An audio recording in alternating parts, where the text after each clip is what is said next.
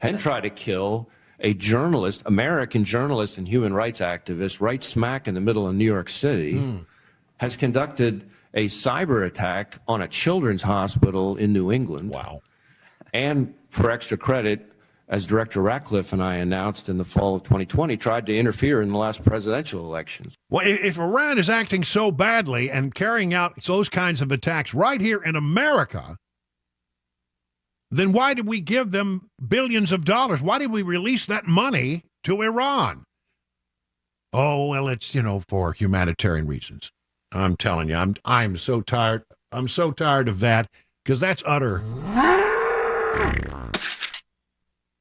So, a very scary kind of hearing today. I don't want to lose sight of the fact that Director Wray, the man who has access to all of the intelligence on this matter, is saying that the red lights are blinking everywhere. Everywhere. He says they're all blinking red at the same time. And that the threat matrix, and that's what they call it. I mean, I think this is why the other day, when we had this incident up on the Canadian border, there was such a strong reaction by law enforcement, and it turned out not to be an act of terrorism, but they responded initially as if it were. Why? Well, because they're looking at the threat matrix, and when something happens that sort of fits into, what they think might happen, in some kind of attack against the homeland, they perhaps react. Look, here's the thing, and I remember this from 9/11 and all the hearings. One of the things that we learned from 9/11 is that you sometimes you can't put it all together in real time. The FBI has to be lucky. Law enforcement has to be lucky every time. A terrorist only has to be lucky once. And how many people are out there? I don't know. But when Wray says that the lights are blinking red, it's a little bit of a CYA kind of move by Wray. Look, I'm telling you right now, I don't want anybody to say I didn't raise the flare if something happens. That's why he's saying these things. He's coming forward and saying, I'm on the record. I told you this was happening. I gave you a warning. I hope that we are able to stay ahead, one step ahead of anybody who's trying to attack the homeland. But I have my concerns. I have my real serious concerns. We'll continue to watch this. And again, Director Wray, not my favorite person. I'm glad that Ted Cruz gave him a good once over. The other senators did as well. But I think in his heart he understands that the situation is different than anything we've seen in a long, long time. And when he says the lights are blinking red, he's letting you know, I'm concerned and I don't want to take the fall for this, so I'm letting everyone know in advance. The threat matrix does not look real good right now. It's 20 minutes now past the hour of 3 o'clock on Super Talk 99.7 WTN.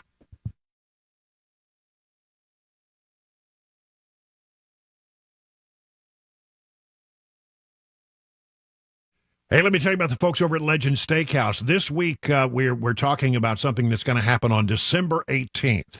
It's a customer appreciation event, and here's the deal. You can come in on the 18th of December and buy a $100 gift card and get an extra $25 gift card free of charge. I mean, so it's a good thing. If you like going to have a good steak now and then and you love the home cooking over at Legend Steakhouse like I do, well, then you want to take advantage of this. Listen, if you're going home this evening, you want to get a good steak, of course, stop by. You're going to find that to be the case. But also think about them for lunch with a meat and two, fried pork chops, Smoky Mountain meatloaf, fried catfish, slow-cooked pot roast with gravy. And then the sides, 14 vegetables and casseroles to choose from. Everything you can imagine. This is good home cooking. This is the kind of stuff that your mama made. In fact, the recipes came from Johnny's mother. He borrowed the recipes over 30 years ago and he never gave them back. Legend Steakhouse, multiple locations across Middle Tennessee, good food at fair prices. To find out the locations or maybe to online menu order before you get there, just go to legendsteakhouse.com, legendsteakhouse.com, I think you're going to enjoy your next visit to Legend Steakhouse.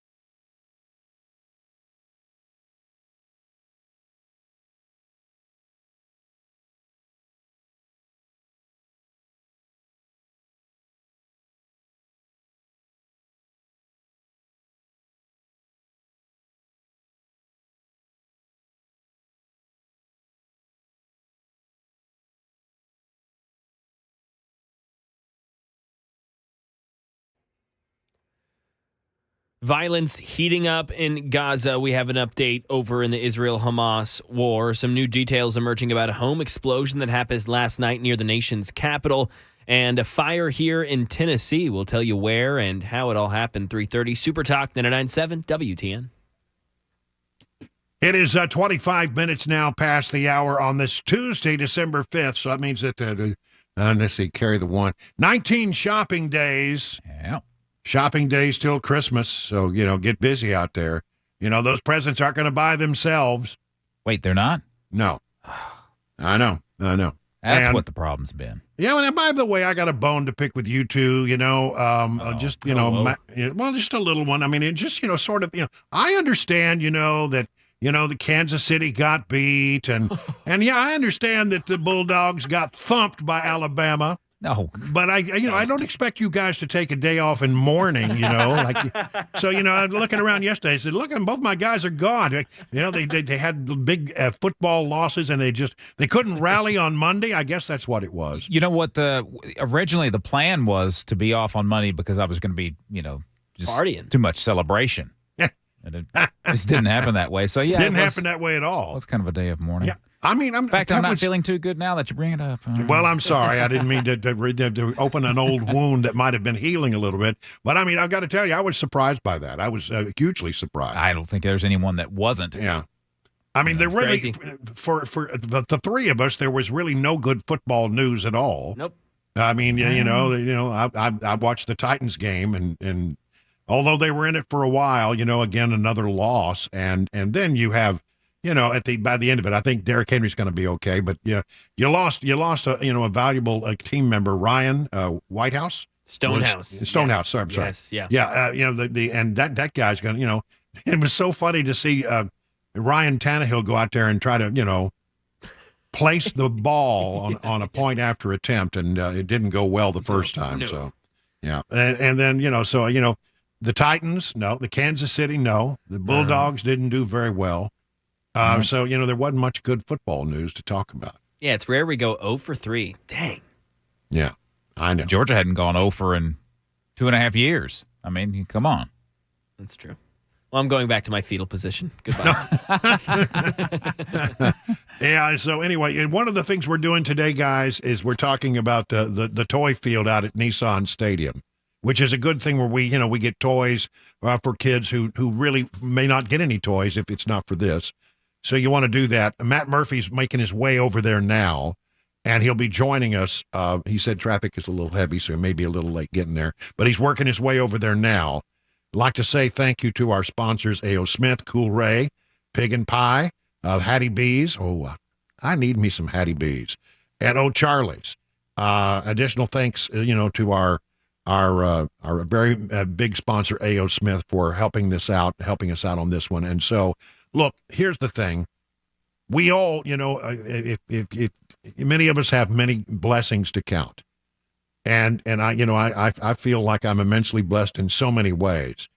But there are these folks out there who just, it's not going to be any kind of Christmas at all unless they get some help from the folks over at the toy field. And this is a great thing.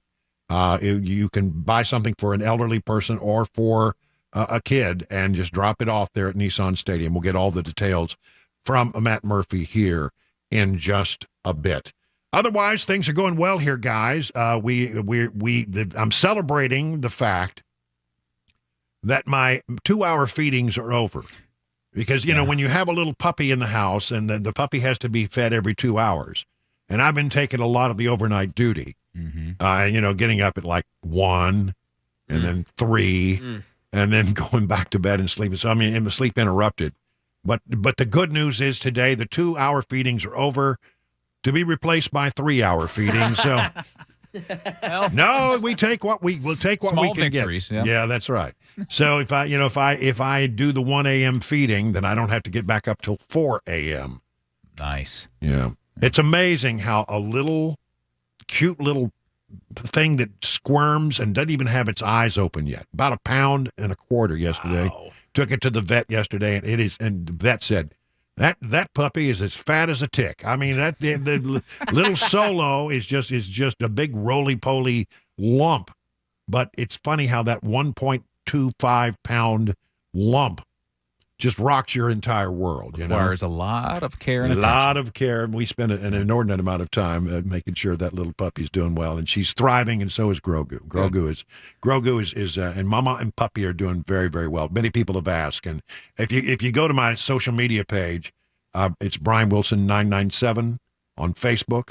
You'll see a picture of the little nugget squirming around. And she's doing really good. She's a week old at this point, right? She's a week and a day old. Today. Yeah. And week and a day old. Okay. When do the eyes open? Do we know? Is that a few weeks? Well, or? I was thinking it was going to be several weeks, but Okay. I was disabused of that. Now, what I'm reading is between 10 and 14 days. So wow, so soon. Yeah, Could be this week then. Yeah, That's and exciting. then she doesn't see very well even then, and she doesn't hear very well.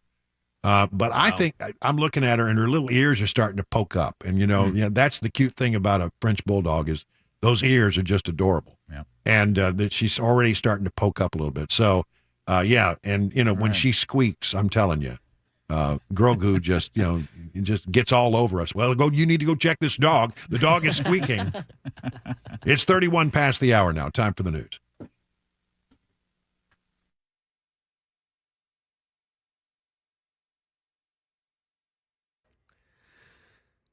3:31. I'm Mac Maury with your top stories. Pretty cloudy now, 56 degrees. A little bit of wind in the forecast. Possible rain as well. We got a traffic and a weather forecast. 5 minutes coming up. Israel says its troops have entered Gaza's second largest city, the first target in the expanded ground offensive into southern Gaza. The assault pushing out more displaced Palestinians from areas they were previously told to seek safety.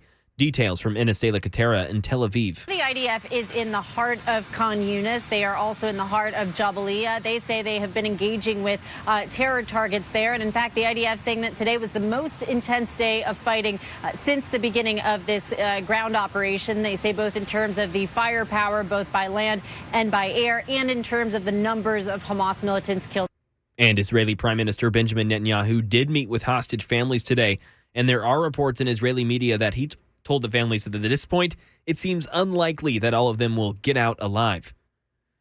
New details emerging about a home explosion last night near the nation's capital in Northern Virginia. Derek Dennis. It was a call about shots being fired from a flare gun inside an Arlington, Virginia home that drew police to the scene Monday. Officers arriving to more shots believed to be from an actual firearm, followed by a standoff. And just as police obtained a search warrant, the house exploded, sending fire and debris into the nighttime sky. Police Chief Andy Penn identifying the suspect as 56-year-old James Yu. And he is presumed at this point to be deceased. Authorities also investigating what the chief called disturbing social media posts made by the suspect, including apparent rants about his neighbors. In a fire in Tennessee, vehicles, toys, and non-perishable food were all destroyed in a fire last night at a Coffee County Rescue Squad building. Multiple fire departments responded to the flames. A cause is still trying to be determined, but investigators think it could have been due to a battery exploding. And that is the latest news. Weather's next. I'm Mac Maury, WTN News.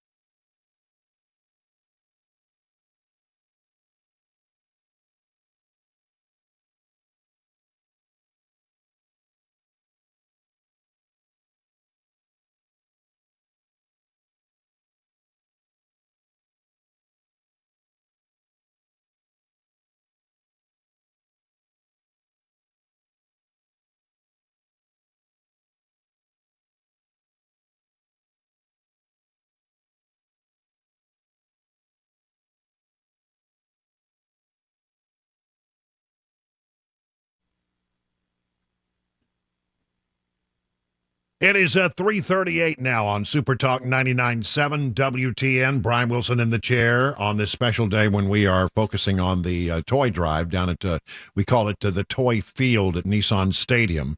And let's check in with Matt Murphy. It seems impossible that he could possibly be there by now because he was just on the air a few minutes ago. But he's there to sort of look over the scene and tell us what's going on. Matt? Well, let me tell you, it's pretty incredible and impressive, Brian, the amount of toys that Nashville and surrounding areas have already brought out to the Cumulus Media Toy Field, benefiting the Salvation Army and presented by A.O. Smith. And, of course, you guys know the drill by now. We've been around the block a time or two. You know that we want to give to those in need. The children of needy families need toys on Christmas, and that's what we're here to do. And I still see fields. They set up this huge field. If you've ever been here, they set up the green grass, and they put the markings on it and the 50-yard line and the 40-yard line and all that. And you can still see just a little bit of the field. Not a lot, but a little bit. And we want to fill this up and make it a field of toys. And I want to real quick thank not just A.O. Smith, the presenting sponsor, but also Cool Ray and some of the great organizations that have brought us food throughout the course of the day, Pig and Pie, Hattie B's, and O'Charlie's bringing dinner tonight. But we want to see you. The most important component of this is you. So if you have the ability and the wherewithal, please come down, grab a toy for either a child or for a senior. And I don't want to forget about our seniors who might not have family on Christmas morning. They need gifts to open up as well. So we invite you to come on down, and I know I'll be checking in with you from time to time throughout the course of the afternoon, and would love to see folks from Super Talk 99.7 WTN. Yeah, go by and say Matt and bring a little toy. Thank you very much, Matt. We'll check in with you a bit later. I want to move on to some stuff that is ongoing in the swamp right now, and that is, the Biden investigation. I know, ladies and gentlemen, we hear all the time, there's a little thing happening here and a little thing happening here. And I want you to know that I get the fact that there is a fatigue about this story. Because, it's little increments, a little drip here, a little drip there, a little drip here. But if you add up, all those drips, it turns into something. And we're getting closer and closer and closer to proving that the president of the United States was acting to use the power that he had back when he was vice president and the cachet of his name for a personal benefit, which is, that's an impeachable offense. And it's a serious thing.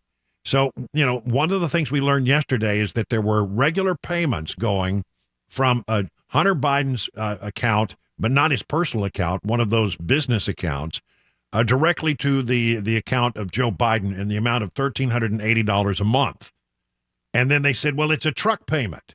It's for a Ford Raptor, which is about $100,000 truck. And if you take a 7-year loan and on $100,000, it comes out to about $1,380 a month. It's pretty close. And so, that could be, a lot of people wanted to discount the importance of that if it was just a repayment for a truck loan, that the president was, took the loan and his son was paying him back. But James Comer, who does the investigation, says, no, that doesn't matter. And he explains why this is so important to track this down. He said, this is the thing, actually, that everybody said we needed to find. And now that we're finding it, a lot of people are poo-pooing it, saying it's a repayment for a truck payment, a truck loan. But he said it's more than that. That's bullcrap. Look, if he wanted to send his money to his son for a truck, then send him money for his truck. But he got paid back from China. So it doesn't matter whether all this money we're showing that's going into Joe Biden's back pocket was a loan or not, which it wasn't. But let's say because the media says it was a loan. He got paid back from the influence peddling scheme. So we've now proven $250,000 that Joe Biden received directly from his family's influence peddling scheme. You can loan people money.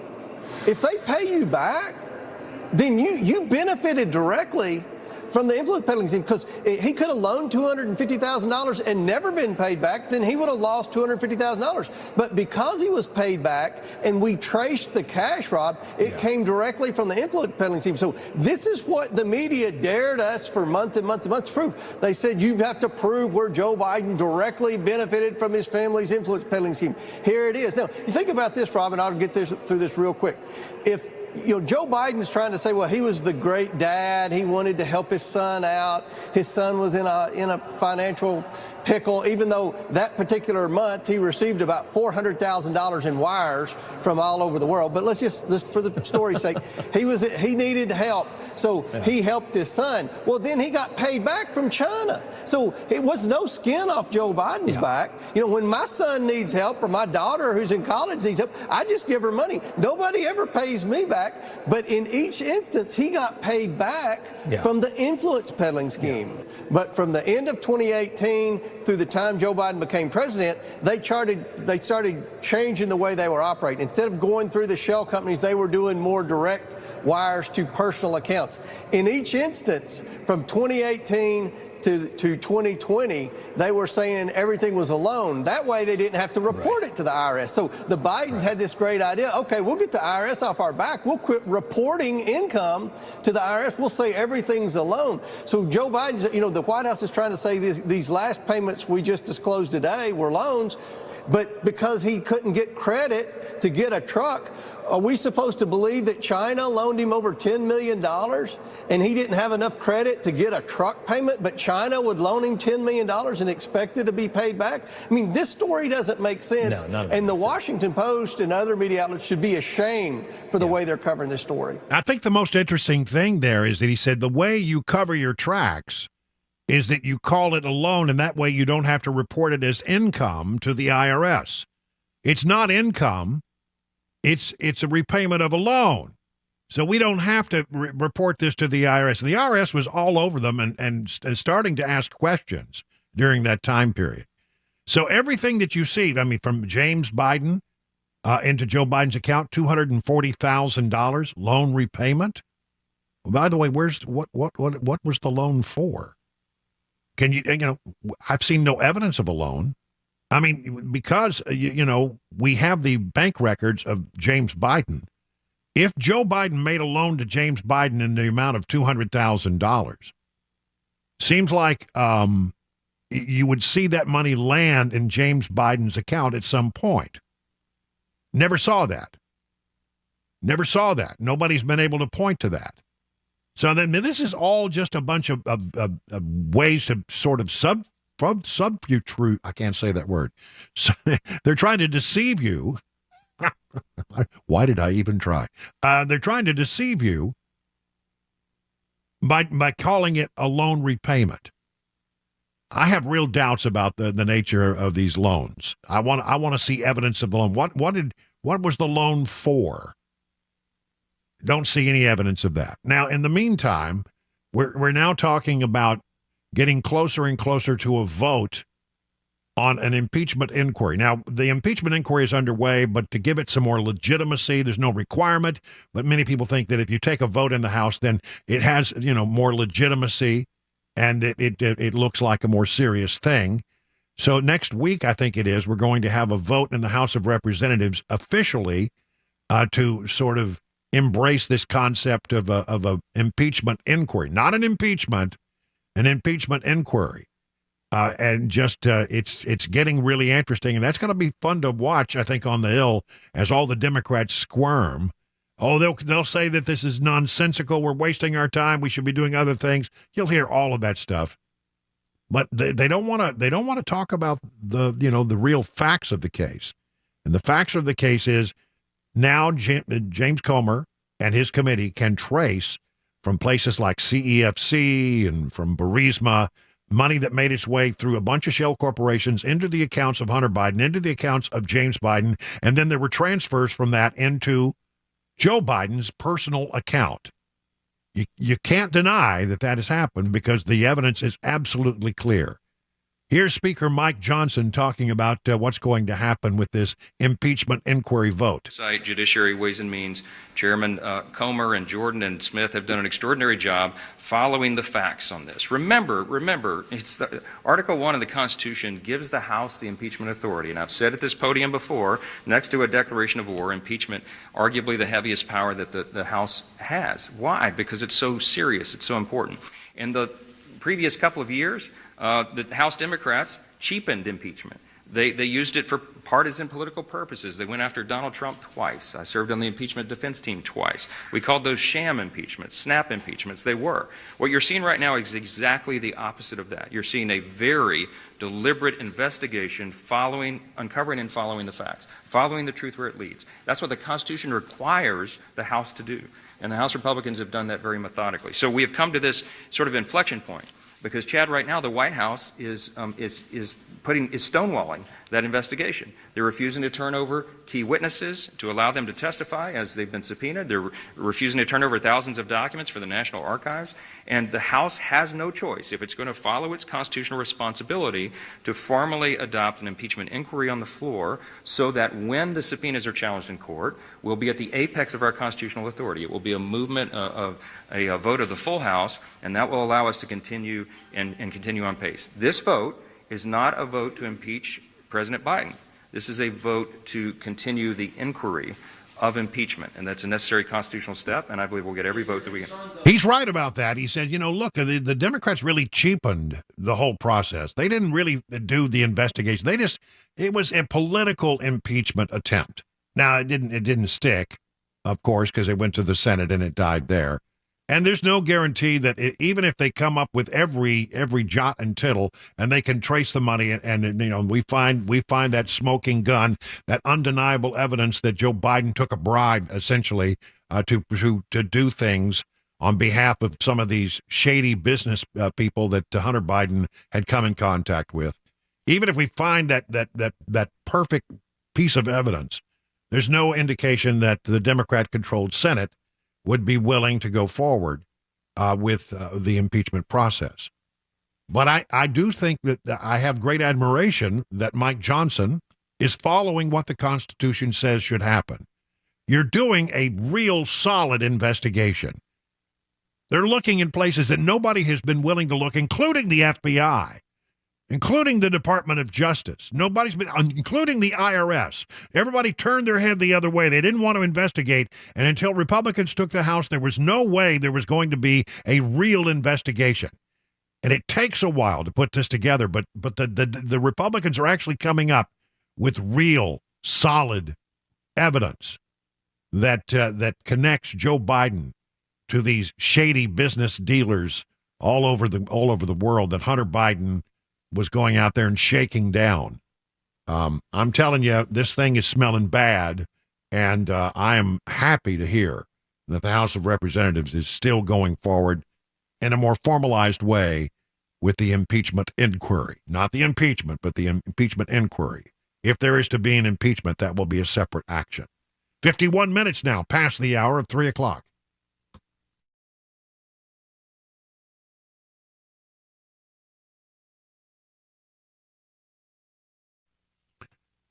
Well, the cold weather is here, and the last thing you need is to be without heat because your unit is on the blink. If that happens to you, call the people I would trust, Busy Bee Plumbing, Heating, and Cooling. Incidentally, they're your official Rude Pro partner. You're simply not going to find a better value on an HVAC or plumbing replacement system if you need one. I mean, they'll give you all the options when they come out, but if you really need one, and they don't last forever, they're going to give you a good deal. You'll be glad that you came in contact with the folks at Busy Bee. The way that you avoid problems is to have preventative maintenance, and that's what the Beehive Club is all about. You pay $99 a year. That's where it starts. You get 3 thorough maintenance services on your systems, one at the beginning of heating and one at one aimed at cooling season and one aimed at your plumbing. No overtime charges, 24/7, 10% off all repairs. Busy Bee Plumbing, Heating, and Cooling is your official Rude Pro partner.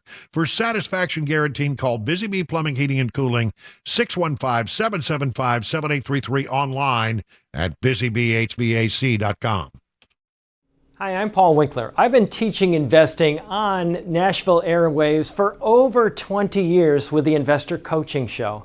And in that time, I taught a lot about how markets work and how we invest money and academic principles of investing money. But I've also talked an awful lot about how to avoid the mistakes that people often make with their money. Think about it. A lot of people sold out of the market at the worst time when COVID struck, or when TARP happened, the Troubled Asset Relief Program, or gold, they invested in that at the worst time. bailing out of the market because they were worried about Y2K or 9/11 or jumping into energy stocks or jumping into cryptocurrency.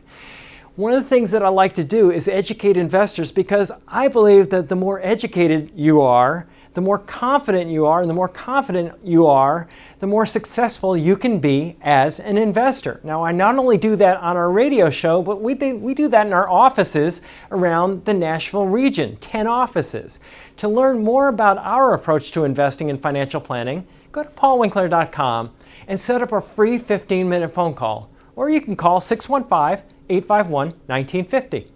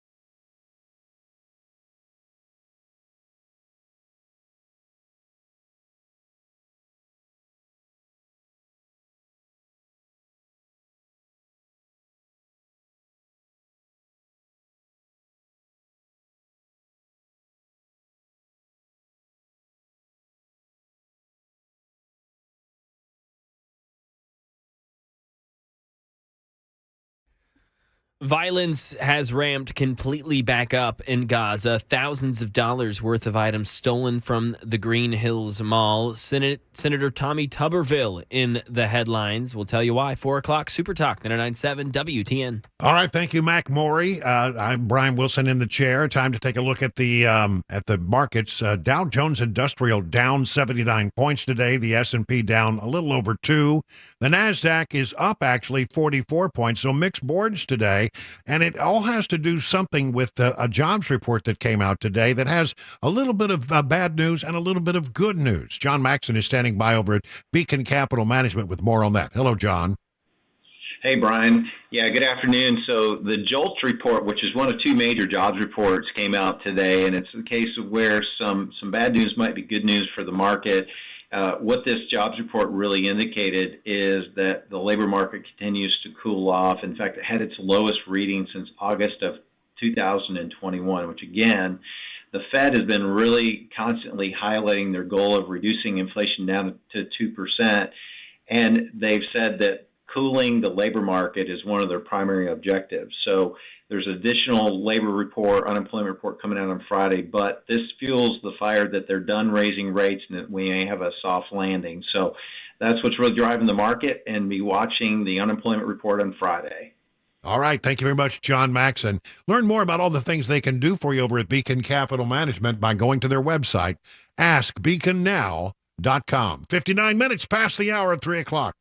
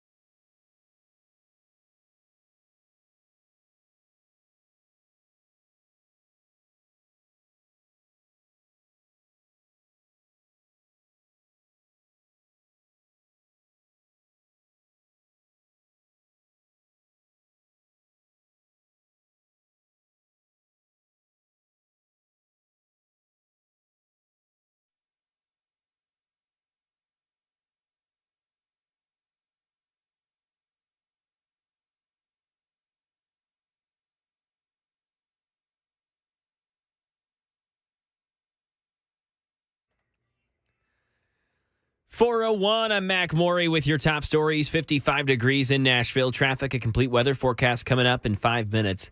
President Biden today said Hamas's refusal to release civilian women hostages broke last week's ceasefire with Israel. Andy Field on the president's remarks today in Massachusetts. The president telling a closed campaign fundraiser in Boston he condemns Hamas's physical and sexual violence against women, and that terrorist group broke its agreement to release civilian women as part of last week's ceasefire. The president telling re-election supporters Hamas's refusal to release the remaining young women pushed Israel to resume its attacks. Mr. Biden saying he will not stop pushing till every hostage is freed. And the White House has increased its rhetoric, urging Israel to take civilian lives into account as it enters this phase of fighting in southern Gaza. But the White House today acknowledging that it's still too soon to offer a comprehensive assessment of the strategy so far in this latest phase.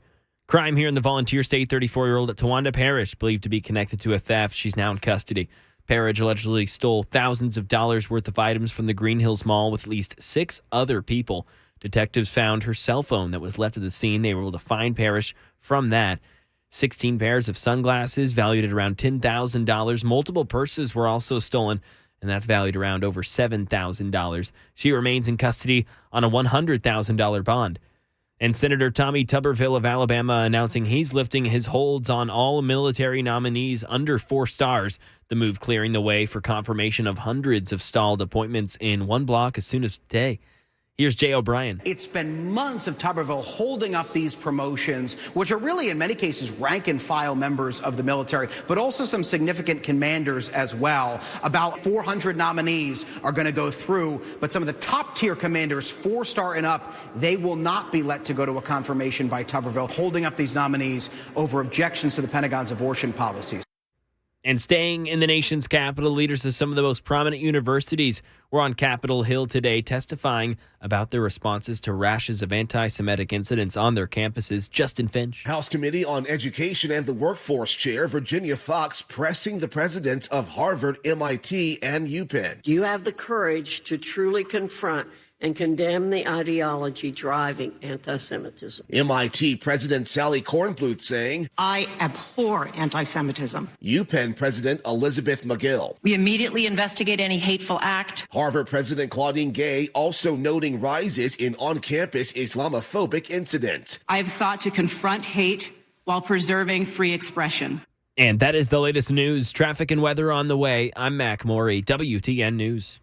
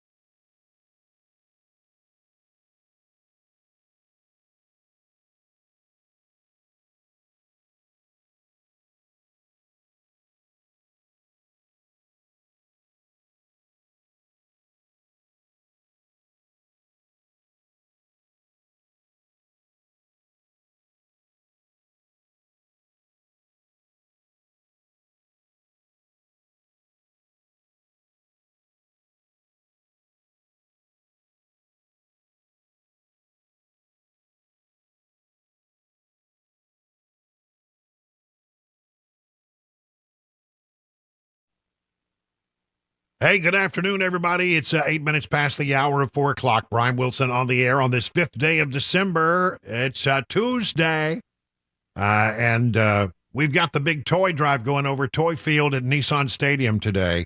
So if you can drop by there, our Matt Murphy is there, and we'll check in with him a little bit later.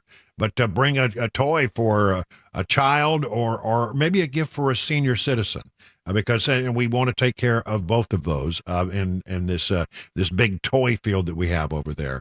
Again, we'll check in with Matt Murphy, who's over there in the next few minutes. So stay tuned for that. I think it's time for a 2024 update because, well, you know, we're actually not that far away. It's like 40 days or so till we start voting, and we're in it, and things are starting to happen. I have some new numbers, and I won't spend too much time on the numbers. I want to get into some other stuff. But again, I think when you hear this, you're going to go, wow, that's impressive. First of all, there's a new Harris-Axe poll out about the general election, and the first thing that we find is that Joe Biden's approval rating is abysmally low. It's at 38%. Only 38% of Americans approve of the job that Joe Biden is doing. And as a result of that, you know, his campaign seems to be in sort of a faltering slump. Harris-Axe went out there and did a look at the general election. If it were just to be between Trump and Biden, a two-way race, they believe that Trump would win this by 6 points. That's pretty impressive. 6 points. It'd be Trump over Biden by 6 if the election were held today and if it were just those two. They also did some interesting matchups. What if DeSantis, I mean, this is not going to happen. I don't see it happening. Right now, Trump is, for the Republican nomination, he's like 30, 40, 50 points ahead, depending on which poll you look at. But let's say DeSantis was the nominee. DeSantis would win over Biden by 2. Let's say Nikki Haley would be the nominee. Again, I don't think that's going to happen, but let's just play the game out. It's really interesting. Every time you ask this question, you get a similar number. If Haley were to be the nominee and go against Joe Biden, Haley would win by 10 points. It'd be a slaughter. That's according to the Harris-Axe poll. So, again, it appears to me that Donald Trump will indeed be the Republican nominee. But if something should happen along the way, you know, that one of these lawsuits gets revealed something, you know, I don't know. I don't think it matters because it seems that every time something happens with one of those lawsuits, Donald Trump's approval rating and his support by Republicans goes up. But, at least it's good to know that there's some people on the bench who could step up if needed, who can beat Joe Biden if the polls are correct. However, you know, there are different polls out there. I told you Harris-Axe had Trump up by 6 in the general election two-way. Morning Consult says it's a tie. It's hard to find many polls where you find Biden in the lead. You see a tie now and then, but most of it's like Trump up by 2, Trump up by 4, Trump up by 6. And I will add this again. When you start talking about a four-way race, which is what we really should be focused on, because there's going to be at least 4 candidates, maybe 5 out there, Trump does better than Biden does. In other words, the extra candidates out there tend to take away from Biden and don't take away from Trump. So there you go. By the way, the Real Clear Politics average, when you take all the polls together and average them, general election, Trump versus Biden, they have Trump up by 2. And I think that's a pretty significant thing. I'll tell you this, Donald Trump is doing way better than he did in any of his previous attempts to become president of the United States. He's way ahead of the curve over some of the past things that he's put together. And so that, you know, that tells you something. In other news, we keep wondering, are the Democrats really going to stick with Joe Biden? I think we're talking about if something happens, it happens at the convention because time is running out, and that's noted in this story by the Washington Examiner. The window for last-minute Democrat primary challengers to President Joe Biden to enter the 2024 race is rapidly closing as the deadline to file for several state primaries has passed, and Michigan's cutoff is just days away. The swing state has proven to be pivotal in elections in past cycles, and concerns over Biden's age and mental acuity grow. Speculation over potential Democrat opponents has as well. Despite the practical impossibility of gaining ballot access for the party's primary this late in the cycle, Governor Gavin Newsom specifically has been a consistent subject of rumors and encouragement, but the California governor's maintained he doesn't plan on running. However, while Newsom has verbally denied he plans to run, critics have noted that his actions paint a different picture, thus keeping speculation alive.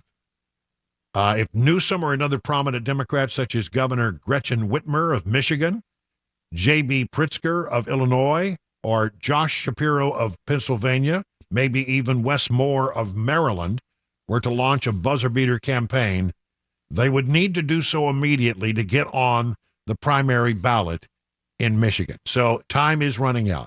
I don't know how you could become president without, going through Michigan.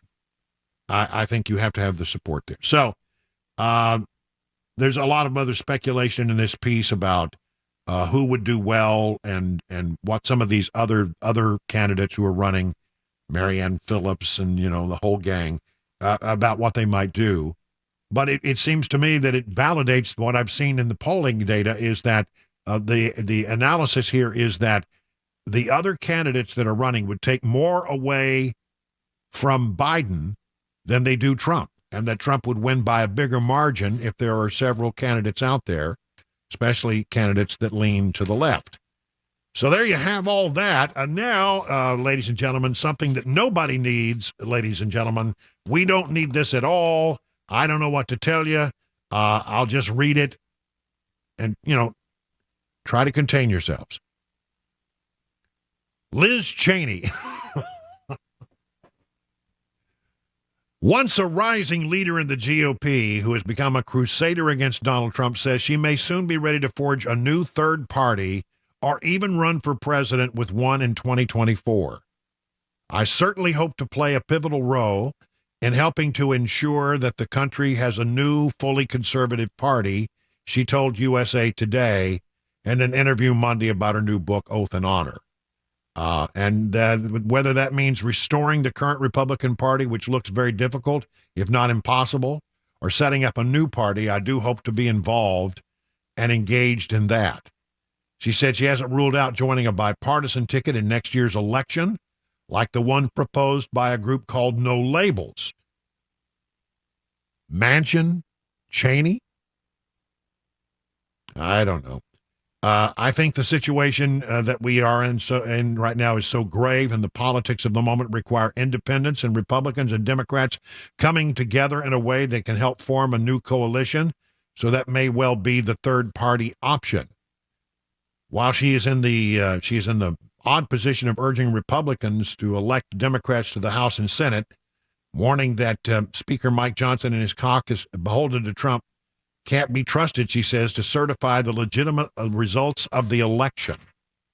I think she overstates the case.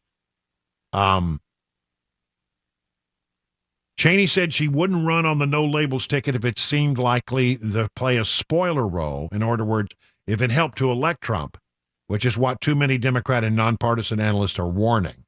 A third-party ticket could give voters who don't vote for Trump but aren't sold on the likely Democrat nominee, Joe Biden, another place to go. I do think it's entirely possible this No Labels thing could grow and have some momentum. It'll be interesting to see how that develops over time. Liz Cheney, however, another Cheney, first of all, the Cheney dynasty returns to Washington. And she seems to be out of sync with where Republicans are right now. And I think that's her whole point. She thinks Republicans are out of sync with traditional Republican values. I don't think that's true, but that's what she thinks. So Liz Cheney, is actually thinking about getting in or starting a new party. Okay, Liz. All right. There you go. Again, I don't want to go down this path too often, but I just look at the numbers, and they consistently tell me that Donald Trump's in a very good place to win this thing. Very good place right now. He's positioned now. The poll is a snapshot in time, but if you look at the trend, Trump is trending up and Biden is trending down. And I just can't imagine that by the time we get to the convention, if that trend continues, and he continues to sink and sink and sink, and I think he could, because there's so many things going on that are not going well for him. And people are tired of the economic news. They're tired of the situation on the border. They're tired of weak positioning on the world stage that has allowed Putin to try to become more adventurous by going into Ukraine. And I think people are weary of the whole thing in the Middle East. Again, I don't think that the Palestinians would have tried this if they had a healthy respect for our president of the United States, and I don't think they do. So I think all of these things are going to fall against Biden. I don't see the economy getting dramatically better between now and the time we get to the conventions. So I think that people are going to. I think Democrats are going to look at the situation. They're going to say, we just can't do this. It's not going to be Biden, and I don't think it's going to be Kamala Harris. But if that's what they're putting all of their eggs into one basket, is that they can get people riled up so much about abortion that they can change and drive people to the polls in a big, passionate way. I don't think that's the issue that's on the mind of most Americans. I think there are certainly adamant people who that for them that's the one issue, that's the hill they'll die on, and they will do everything they can to try to support Biden over Trump. But I don't know that that's enough right now, because ultimately the thing that drives elections is the economy, and I just can't see the economy completely rebounding between now and the time we go to the conventions. So I think something still could happen. Yes, the deadlines are passing, but that doesn't mean they can't do the old convention switcheroo. 20 minutes now past the hour of 4 o'clock on Super Talk 99.7.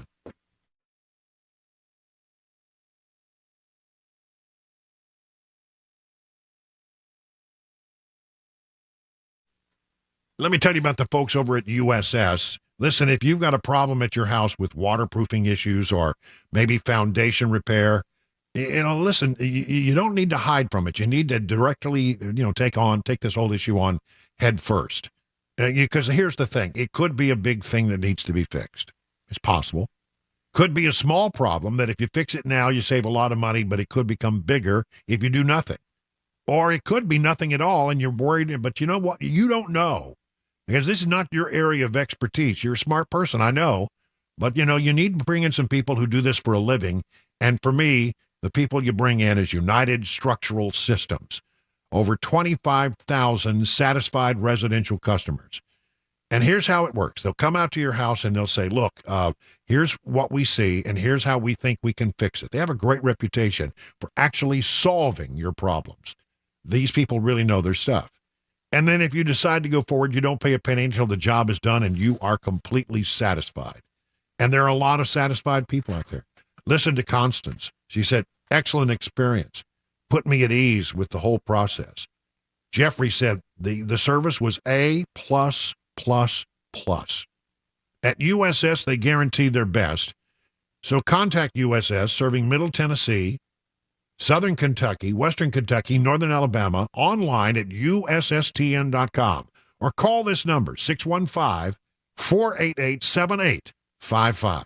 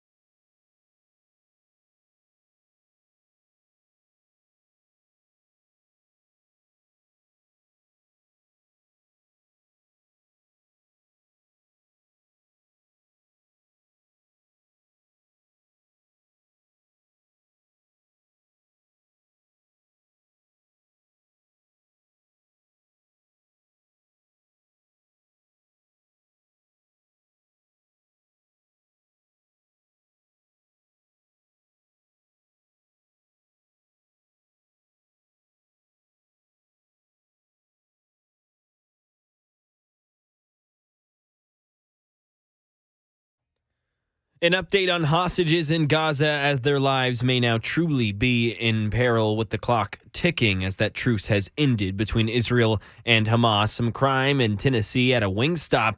Plus, the money news, the latest from Wall Street, all at 4:30 right here on Super Talk 99.7 WTN. Thank you, Mac Maury. Good to have you back in the chair there today. There's Chris Webber in the control room. And Matt Murphy, who does the show that's right on before this one, is down at Nissan Stadium for the big toy field drive. This is where we try to help young people who don't really have any hope of having a great Christmas, have a great Christmas by providing toys for those who are needy. Matt Murphy, how's it going down there at Nissan Stadium?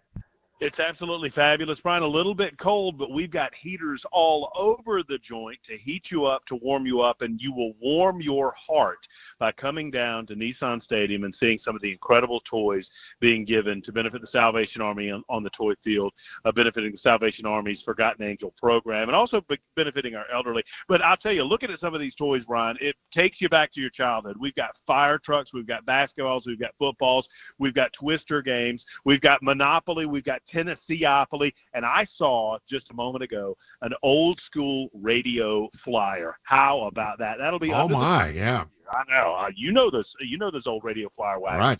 Well, that'll be under the tree this year for a child in need, and that's what it's all about. And I look at it as a sign of maturity when giving gives you so much back more than receiving, and that's what folks are doing today. We thank A.O. Smith so much for being our presenting sponsor. O'Charlie's just got here, and I'll tell you, in honor of the O'Charlie's people getting here with their food, I am going to here's what I'll promise you. They brought a vat of honey mustard sauce. I will drink a honey mustard for the first person that comes by with some toys that says that they heard about it on the drive with Brian Wilson. I'm just doing anything I can to convince folks to come down and give at Nissan Stadium this afternoon. It's the toy field. We'll be here till 6 o'clock on Super Talk 99.7 WTN. We'd love to see you.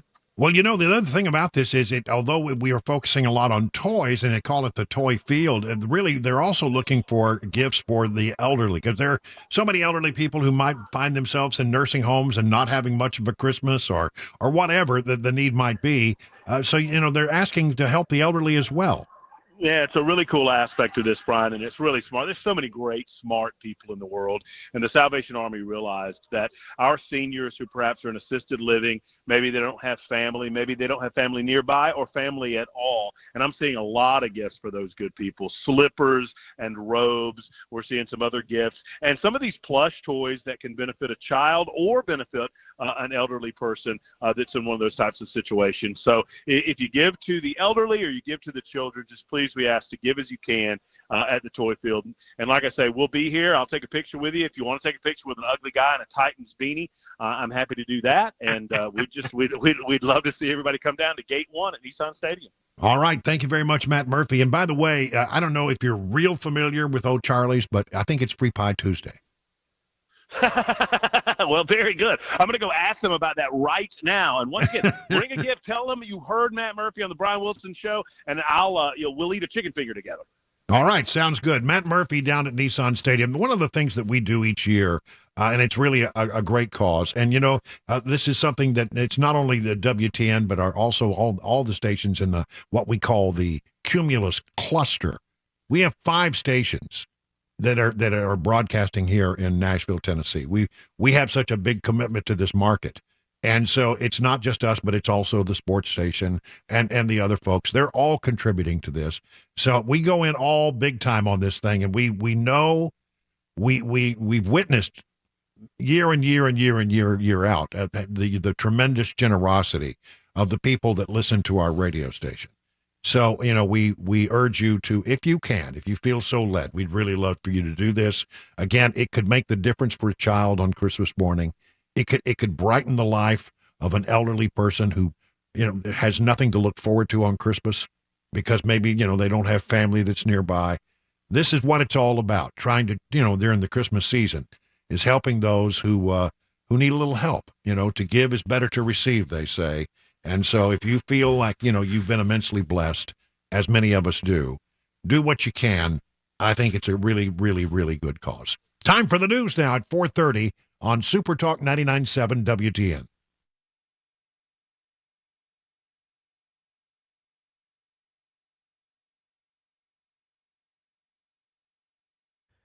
30 minutes after the hour of 4 o'clock, I'm Mac Maury with your top stories. 53 degrees under some cloudy skies. We got to forecast your latest traffic report just ahead in 5 minutes.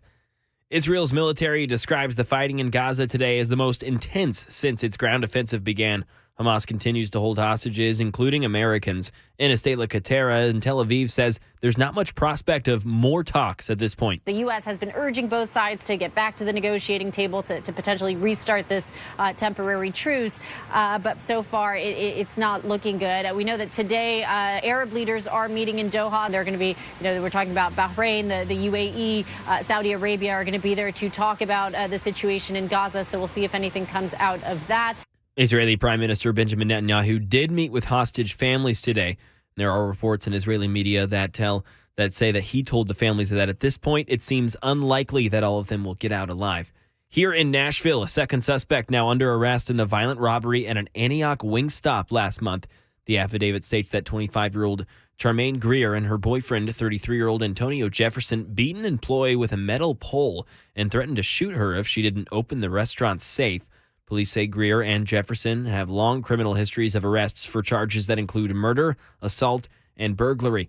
Now over to the money news, Daria Albinger. Stocks closed mixed following the latest set of reports on the economy. The Dow fell 80 points, the S&P gave up 3, while the Nasdaq rose 44. Despite the slide, the markets are still near their highest level in 20 years. It's another sign that the labor market may be cooling off. Employers posted 8.7 million job openings in October, the lowest number since March of 2021. That's down significantly from the 9.4 million in September. And while it may not exactly be what people who are looking for work want to hear, it should be welcome news for the Federal Reserve. The central bank says inflation won't hit its 2% target rate until hiring slows a bit. A separate report found activity in the services industries expanded for the 41st time in the last 42 months, with growth in everything from agriculture to wholesale trade. It's offsetting weakness in manufacturing.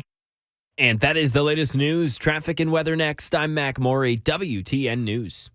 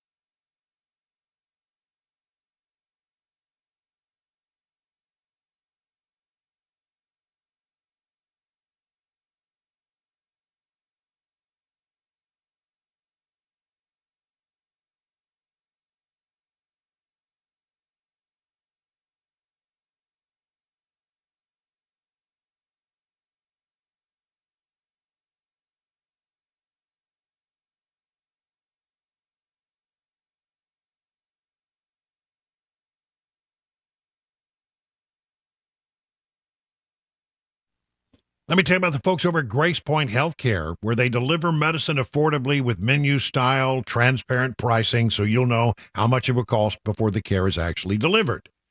Smart Care plans start at $69 a month, and I can't stress this enough. What a deal is this? You get unlimited office visits and free basic labs for the entire year. And because they treat the whole family, even newborns, they offer family plans as well. Now, the way this could work for you is that you marry this with a high-deductible insurance plan. Could save you and your family a lot of money. At Grace Point, they take their time with each patient. They see you the same or next day. There are no long wait times or crowded wait rooms. They treat naturally whenever possible. It is a military vet-owned practice. Just some of the reasons why it's been voted best primary care provider year after year after year. Listen, they do COVID testing and they have treatment plans. So if you think you got COVID, go get tested and then, get some treatment. They have some ideas, some therapies that could get you back up on your feet quicker than you might imagine. Grace Point Healthcare on Main Street in Franklin. Call this number, 615-599-6868. That's 599-6868 to schedule a visit. Awaken 180 is my solution for weight loss. Laughing, learning, friendships. Not the words normally associated with trying to lose weight. But with Awaken 180, you're not trying. Weekly weight loss while gaining the tools to keep it off. Free support for life, friends for life. Learn how over 17,000 clients succeeded with the solution for weight loss. Awaken 180!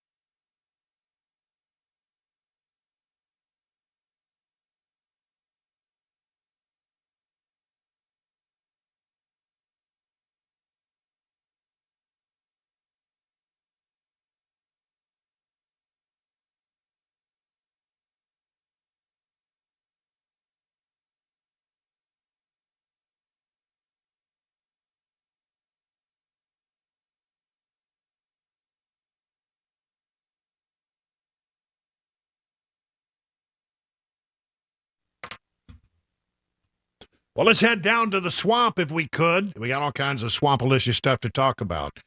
There is a big fight brewing between the House of Representatives and the new Speaker of the House, Mike Johnson, and the Biden administration, and it has to do with the issue of the funding for Ukraine. As you know, the United States, on a bipartisan basis, everybody, I know there are a lot of people within the sound of my voice who say, I don't really like the idea of sending more money to Ukraine. And by the way, that position is taking a hold in America today. A lot of people are now getting on board with that. But the Biden administration feels it's important to continue to support Zelensky and the effort because they feel like they need to push back against Russian adventurism. And if you, I think the general sense of it is in some quarters, and again, it's had bipartisan support up till now, is that if you don't do that, then Putin will just keep pushing, and that Ukraine is the first stop of many. He wants to put the old band back together. He wants to put together the old Soviet Union. And if he's not stopped in Ukraine, honestly, his adventurism will know no bounds. And that's what they're talking about. But the Biden administration wants more money. We've given a lot of money so far, and they want more. They say we're about to run out of funding. We're, already the packages that we're sending to Ukraine are getting smaller and smaller. We've got to have another source for funding. And Mike Johnson sees this as an opportunity. Okay, Biden administration, you have something that you want, then you got to trade it for something that I want. It's the old, you scratch my back and I'll scratch yours thing going on.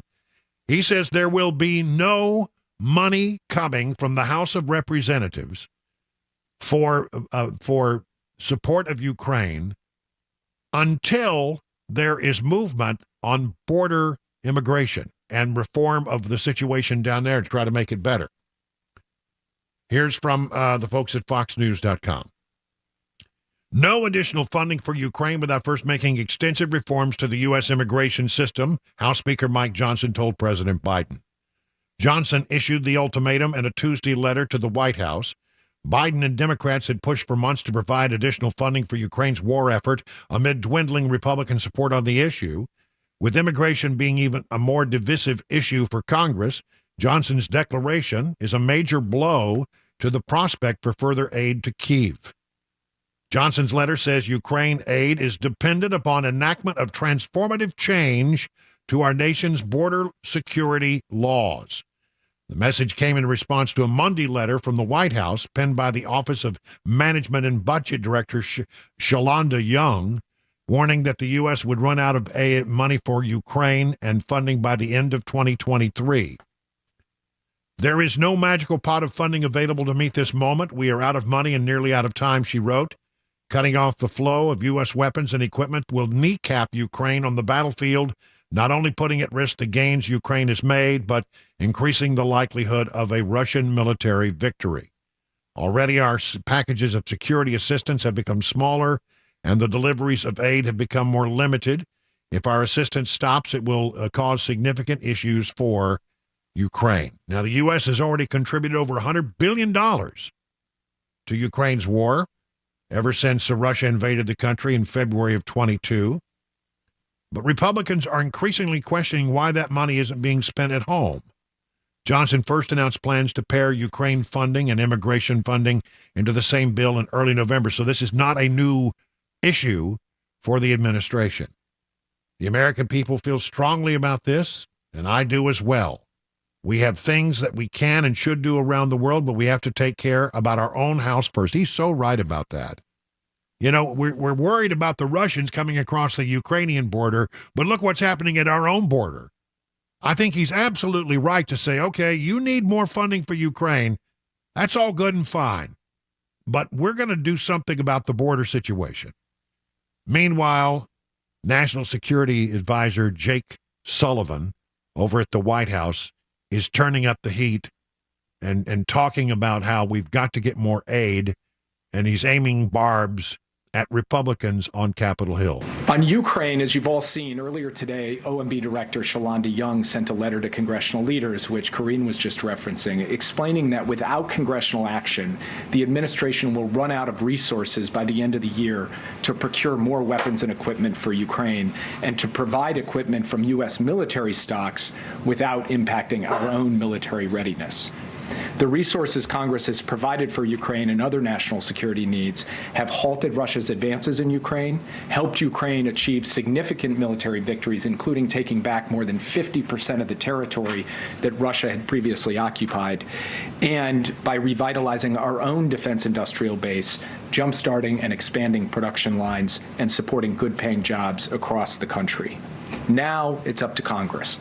Congress has to decide whether to continue to support the fight for freedom in Ukraine as part of the 50-nation coalition that President Biden has built, or whether Congress will ignore the lessons we've learned from history and let Putin prevail. It is that simple. It is that stark a choice. And we hope that Congress, on a bipartisan basis, will make the right choice. Sullivan went a step further, saying that if you block efforts to support Ukraine, you are basically supporting Vladimir Putin. That any member of Congress who votes against aid to Ukraine is voting for Putin. I believe that any member of Congress who does not support funding for Ukraine is voting for an outcome that will make it easier for Putin to prevail. That is, a vote against supporting Ukraine is a vote to improve Putin's strategic position. That's just an inescapable reality. That's not speaking to someone's motive, why they chose to vote against it. That's just speaking to the outcome of their vote. A vote against supplemental funding for Ukraine will hurt Ukraine and help Russia. It will hurt democracy and help dictators. And we think that that is not the right lesson of history, and that every member, Democrat and Republican, should vote to support. Well, there you go. And it looks like, though, it's going to be an epic battle because Republicans seem to be united on this, not just in the House of Representatives, but over in the Senate as well. Yeah, the squishy Republican senators are now saying that they support what Mike Johnson is doing. Listen to this from the Washington Times. Republicans drew a deep line in the sand Tuesday over border security, saying no spending bill can pass until Democrats agree to major changes that would stop the unprecedented surge of illegal immigrants. Senator Lindsey Graham said roughly 10,000 illegal immigrants are showing up at the border each day, a pace that would break the records President Biden has already set in the past 2 years. That's, again, if you haven't been paying attention, and I understand there's fatigue about this story, but I'm telling you, the border is still a disaster, and it's worse perhaps now than it has ever been. You don't hear much about it. Not many people are talking about it. The Senator Graham blasted Democrats for refusing to roll back Mr. Biden's expensive parole powers that facilitate much of illegal immigration. The world is on fire on multiple fronts and getting worse every day. There will be no assistance to other nations who are deserving until we assist our own nation, the South Carolina Republican said. He said Democrats are playing a political game by offering policies that would do the least amount possible on the border, hoping to win over a few wavering Republicans who might be willing to accept those lesser solutions to vote for more aid for Israel and Ukraine.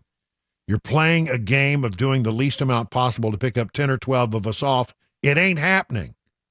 I mean, they apparently are saying that they're going to be unified on this. Now, will they stand their ground? I hope they do. I hope they do. The president has asked for $14 billion for the border, but Republicans said most of that money is aimed at better processing of illegal immigrants and will not deter them from coming in. A group of Democrats and Republicans in the Senate have been working on a border deal that clears the pathway for the spending bill, but those talks have stalled this week. We're stuck, and there will be no deal until the policy changes that will lead to people not coming at the levels they're coming today. That's what we need. We need to stop the flow. Senators said they've made progress on changes to the asylum system. Many illegal immigrants abuse the system by making bogus claims, knowing they will eventually lose their cases, but they've been allowed to remain in the U.S. for years before their case is actually adjudicated.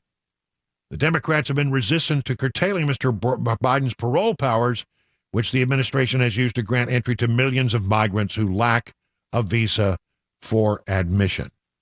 And, you know, and why are they doing it? You know, I keep talking about how they are doing this for political reasons, because they think if they let people come in, that they'll be grateful.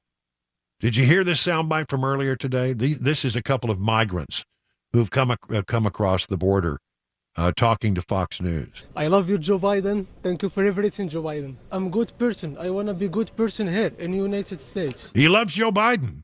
Well, this is the whole goal. Get them into the country, and then when it becomes so overwhelming that we have to do something, maybe by the time, maybe a year or so passes, while they're still in this country and their cases have not been adjudicated, it'll take years to clear out the backlog. If it may be impossible to clear out the backload at this point, then, you know, they will come up with this pathway to citizenship, some kind of, you know, asylum.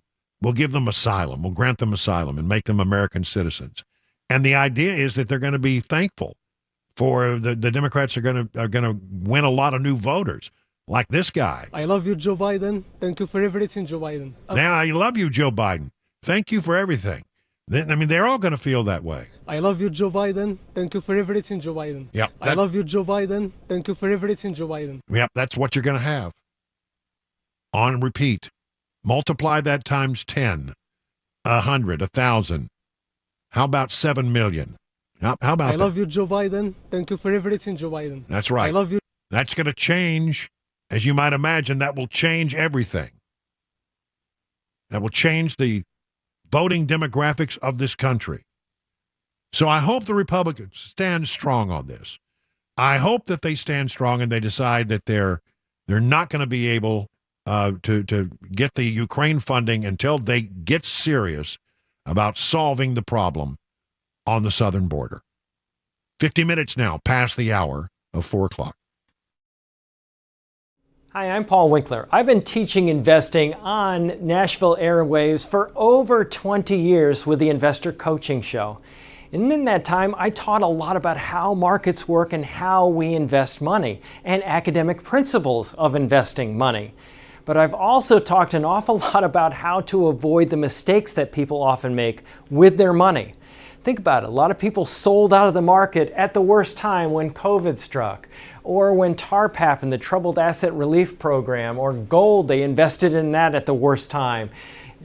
Bailing out of the market because they were worried about Y2K or 9/11 or jumping into energy stocks or jumping into cryptocurrency.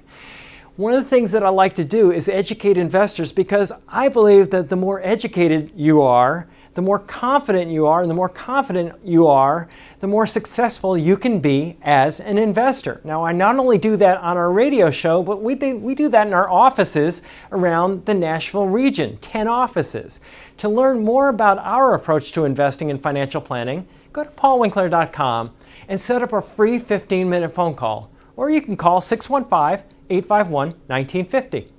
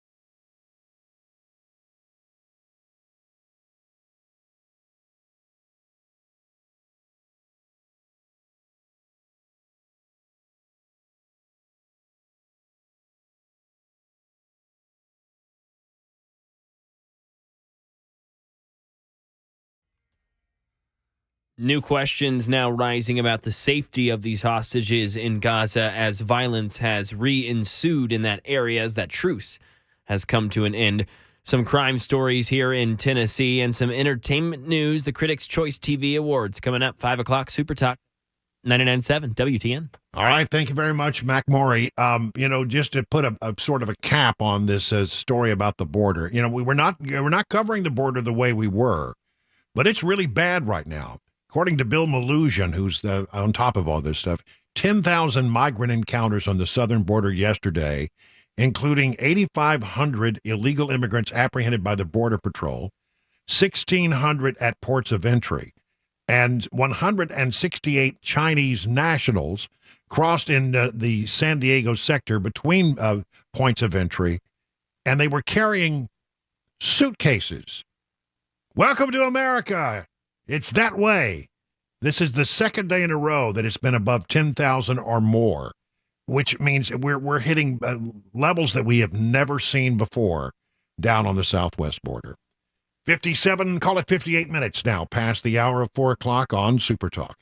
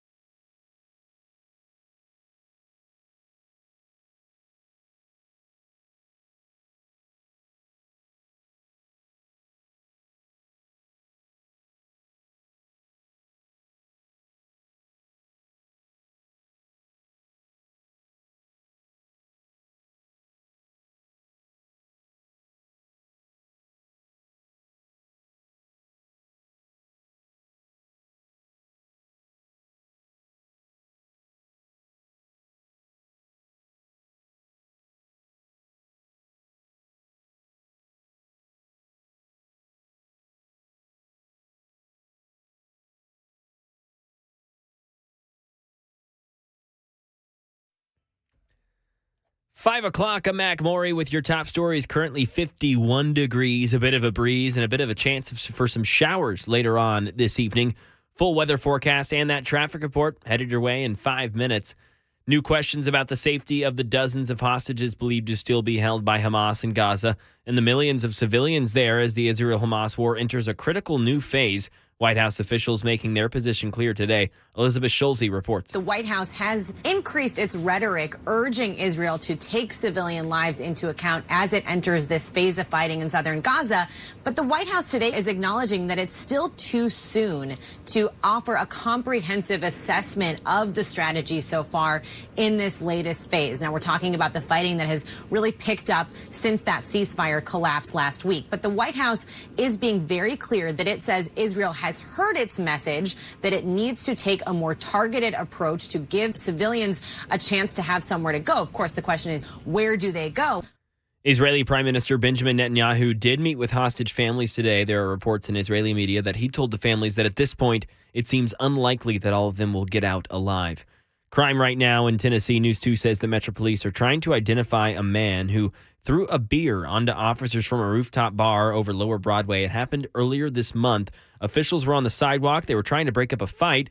Then the man threw the drink. Security tried to find him. He ran out the back exit. The suspect is wanted for assaulting a first responder.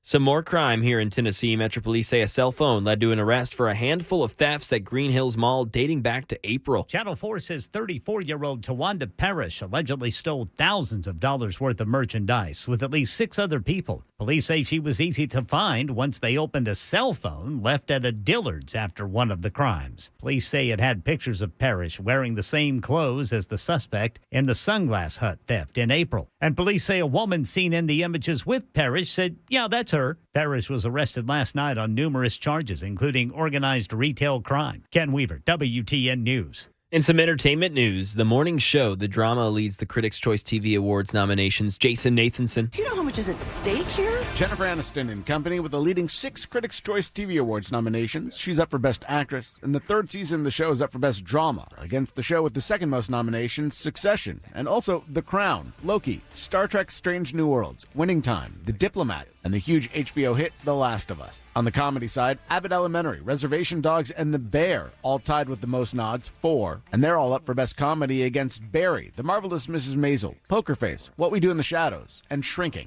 The show airs January 14th on the CW. And that is the latest news. Traffic and weather next. I'm Mac Morey, WTN News.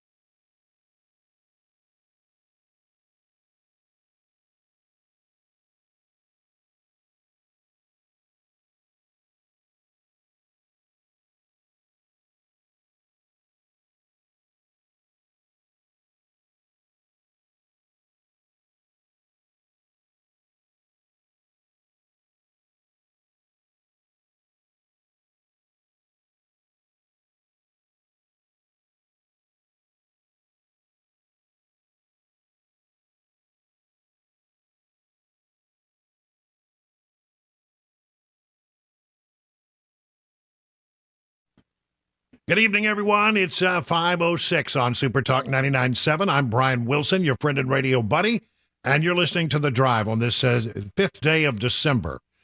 Tick-tock, tick-tock, everybody getting closer and closer. It would be, 19 shopping days left until Christmas. And those gifts are just not going to find themselves. You got to go out and buy them. You gotta find those stocking stuffers. I'm told I'm only getting coal this year. Same as always. Yep, same as always.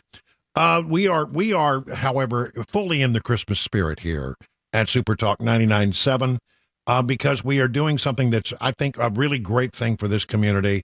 We're supportive here. All 5 of the stations owned by Cumulus in this market are involved in the toy field benefit, which is what down at Nissan Stadium.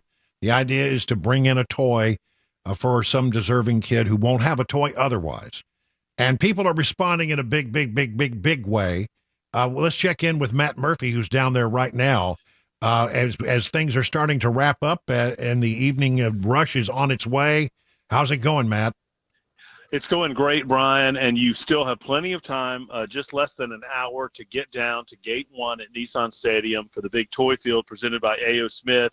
It's happening right now. We've got about another hour to go, and take it from me as the last act of a soon-to-be not free man, because I'm told that I have to go to the security office because it's apparently frowned upon to ride the bicycles here at Nissan Stadium that are for the children, but I tried to do so. There's going to be video later on, Brian. You'll see it for yourself. But in all seriousness, you come on down, bring a toy, join us. You can grab some food from O'Charlie's. They're serving dinner as we speak, and a lot of folks are making themselves available to that. And it's just a great time. This field has filled up. I never cease to be amazed at the incredible generosity and kindness of the people of Tennessee and Nashville particularly, and particularly of Super Talk 99.7 WTN listeners. So come by, see us, grab something to eat, bring a new unwrapped toy for the kids. And we want to thank our many sponsors, including A.O. Smith, our presenting sponsor, I should say, Cool Ray, Pig and Pie, Hattie B's, now O'Charlie's is for dinner tonight. So we thank all of those guys, and we thank you for the wonderful generosity of the Super Talk audience. Come on down and see us.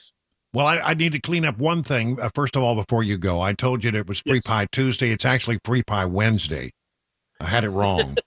So I'm sorry if I led you astray and they looked at you like, what are you talking about? Free pie today? No, it's only Tuesday.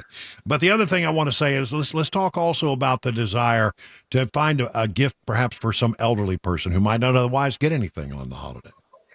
Well, that's right, and they're really smart to do this in the Salvation Army and the Forgotten Angels program. They recognize that, maybe not as important and not the focus of Christmas, but it's so important that we remember that we have a lot of elderly folks in assisted living facilities and in nursing home facilities that maybe don't have family close by them or don't have family at all, and you want those folks to feel remembered and loved and warm on Christmas morning. It gives them an opportunity to open a present as well. And I'm seeing a lot of those presents. I think maybe the bike that I rode moments ago perhaps could be utilized by one of our older Tennesseans, Brian. So maybe that's for an older Tennessean as well. But yeah, there's a lot of those gifts out here amongst the incredible number of toys for the youngsters. So whether it's for the elderly or for the younger folks, just please, as your wallet and your heart allows, give as you can.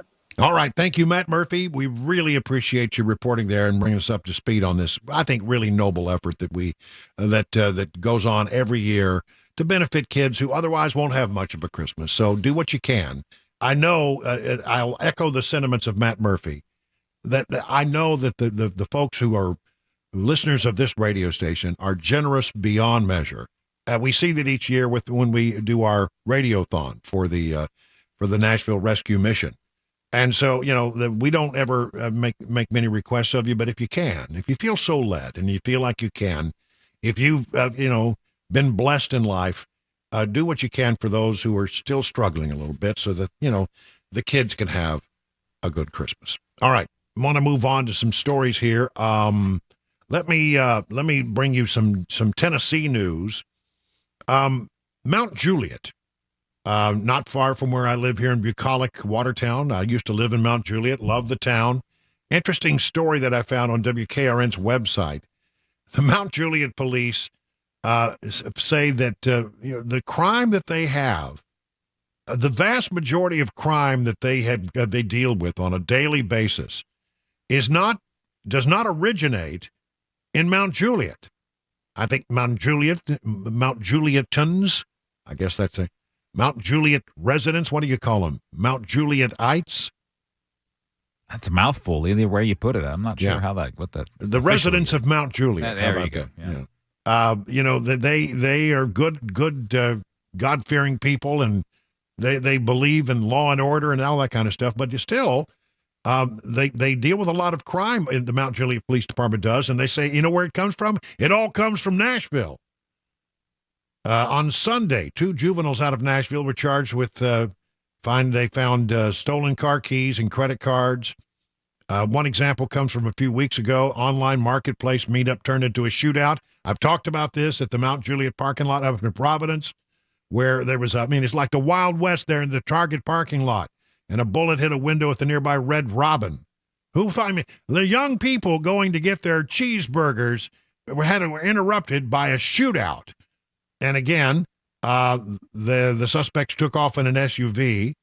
According to the police captain, Tyler Chandler, we were able to reference our LPR, a license plate reader system. It captured that suspect's vehicle on the camera. Then we were able to get the license plate and went and recovered it in Nashville. So they tracked them down. Again, the folks who were causing the problems in Mount Juliet were not Mount Juliet residents. When it comes to crimes such as stolen vehicles, Captain Chandler said the majority of their license plate reader hits lead back to Nashville. Of the 198 LPR hits in the metro area, 150 of the alleged criminals live in Nashville. We are a unique community where the majority of people that we arrest for crimes do not live in our city. However, it's not just outside crime that the LPR data is revealing. We recovered 14-year-olds who stole a vehicle, even led us on a pursuit. On Sunday, police charged 2 14-year-olds with crimes related to burglary after car keys and credit cards were found on them. And they are 14 years old, and you're just shocked. How is a 14-year-old not at home? Why don't the parents know where they are at, and they're coming to commit serious crimes in our community? Mount Juliet isn't alone when it comes to fighting crime in border cities. In Lebanon, also just up the road here from bucolic Watertown, police arrested 3 individuals after they allegedly stole thousands of dollars from a local business last week. They also had several warrants out of Metro Nashville. So on top of those warrants, they will be charged with theft of merchandise, assault on an officer, evading arrest. Despite the ongoing crime trend, Captain Chandler told News 2 the city's crime rate is down 8%. Ever since Chief Hambrick took over as chief of police in 2011. Most serious crimes such as burglary are down 84%. Robbery is down 87%. You know what it is? I think the criminals are getting the word. I mean, some of them are so dumb they just don't know any better. These 14-year-olds wander into Mount Juliet not knowing that the moment they cross an intersection in Mount Juliet, the LPR is going to set off alarm bells and they're going to be pulled over within a matter of seconds. They don't know that, but a lot of people are figuring it out. And you know what? They're avoiding Mount Juliet. So when I hear people say in Nashville, we don't need the LPR systems, you need the LPR systems. I'm telling you, it takes bad people off the street, and if Nashville would get with the program in a serious way, it would help a lot. Oh, that, of course, assumes that once they are arrested, they'll actually be prosecuted, and we know that doesn't happen in Davidson County at all, not very often. I didn't mean to get that riled, sorry. Also from Channel 2, Senator Adam Lowe, Republican of Calhoun, a Tennessee state senator, is bucking the trend, filing a bill that would make it so a person convicted of felony theft of a firearm is permanently prohibited from purchasing a firearm in the state of Tennessee. What we're saying is it doesn't matter if the DA does their job or not. In Tennessee, if you steal firearms from law-abiding people, you're going to forfeit that right. I think, yes, I believe that's the correct way to go. In Tennessee, people are already restricted from owning a firearm if they have a felony on their record. So this bill would bring consistency to the rest of the code. He said he drafted the bill because of lack of enforcement of the current laws on our books. We have some district attorneys in this state, I wonder who he's talking about, that aren't doing their job. They're pro-criminal. They coddle the criminal element more than they do the victims in this state. The bill would likely receive bipartisan support as it's currently constructed, though for entirely different reasons. Amidst a rising number of gun-related threats earlier this year, Democrats put forward a bill penalizing people for leaving their guns accessible in their cars. Republicans didn't take them up on that one. It didn't go anywhere. Here we're facing an ongoing cry from Tennessee citizens for better gun safety legislation to better protect our communities and our neighborhoods and our children, says John Ray Clemens, Democrat of Nashville. The rare display of bipartisanship shows the parties can find common ground, even though it's from different reasons. I think this is actually not a bad law. I mean, I'm very, very strong on the Second Amendment, and I don't like to go out there and say I want restrictions on the Second Amendment generally. But if you steal a gun and you're convicted of felony theft of firearm, then you ought to be banned from owning a gun in the state. I think I can go with that. I think that's not a bad idea. And because, you know, if you're stealing guns, then you have forfeited your right to your Second Amendment rights, in my humble opinion. Also, we haven't brought you up to date on this story in a while, and Fox 17 has a really interesting story here about the investigation into who leaked the 3 pages of the Covenant manifesto, the so-called manifesto. 3 Metro Nashville police officers, according to Channel 17, are still on paid administrative assignment 1 month after images of writings left behind by the Covenant school mass shooter were leaked online. 7 officers originally placed on administrative assignment, 4 returning to regular duty in mid-November. The police department tells Fox 17 News they were moved to protect the integrity of the active and progressive investigation. I think what they're talking about there is the active and progressive investigation into who leaked the documents. I generally find that leak investigations don't really go anywhere. And I think there was some value in actually seeing the leaked documents. I mean, it certainly gave you at least some window into the mind of the Covenant shooter. We know that the images were authentic, although they were not official crime scene photos. Audrey Hale, a woman who identified as transgendered, entered the private elementary school and opened fire on March 27th, taking the lives of 3 children and 3 staff meetings. And the battle over the writings is ongoing in Chancery Court in Davidson County. And last week, if you remember, if you missed it, perhaps I'll bring you up to date on it. The Court of Appeals ruled that Covenant school parents, the church, and the school have the right to be heard in this legal battle. Generally, I think that is not the case. There may be an appeal of that one way or the other. The case is ongoing with so many lawyers that it's keeping law firms alive all over Middle Tennessee. I mean, they got more lawyers. I mean, everybody's got a lawyer in this case. And normally, I'm telling you, this would not be a thing. And I'm tired of the delay. I think the people of this area need to know what happened. The governor says there needs to be transparency. I agree with the governor. I think the state legislature was called into session to try to do something after the Covenant shooting. Didn't go very well. Didn't really accomplish all that much. And the reason is, how can you know what needs to be fixed if you can't get some window into the mind of what was going on with the shooter? We need that information, and it should be made publicly. In most cases where there is not an ongoing criminal investigation of the suspect's dead in this case, so there will never be a prosecution of the suspect.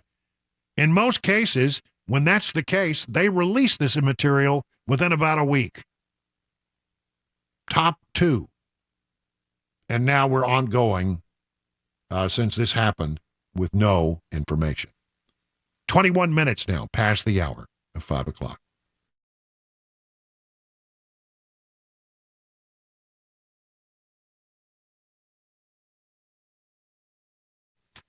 You know, there are a lot of diagnoses out there and a pill for just about everything, but, you know, sometimes diagnoses are wrong, and some pills, well, they're not really good for you. You know, when you get a diagnosis for European auto repair, you should get a second opinion before you make a major decision. Eurofix is the home for second opinions. Before you spend hundreds, even thousands of dollars on European vehicle repair from a diagnosis you got somewhere else, good to drop by Eurofix. Could not only save your vehicle's life, but could save you a lot of money. At Eurofix, you get a free 15-minute no-wrench inspection with an estimate at every visit. No high-pressure sales tactics. At Eurofix, you get a 3-year nationwide warranty and a free loaner car with every repair appointment. And at Eurofix, you'll never pay a dealer price. Locations: Franklin, 100 Oaks, Murfreesboro, Belmead, and now Mount Juliet. There is one near you. Call 844-EUROFIX, 844-EUROFIX, or visit myEurofix.com and tell them your friend and radio buddy Brian Wilson sent you. I love the state of Tennessee. I love everything about it, and I love hunting and fishing in the state of Tennessee, and what you guys do is so great. I was born and raised here, and this song is for Tennessee and everybody in it.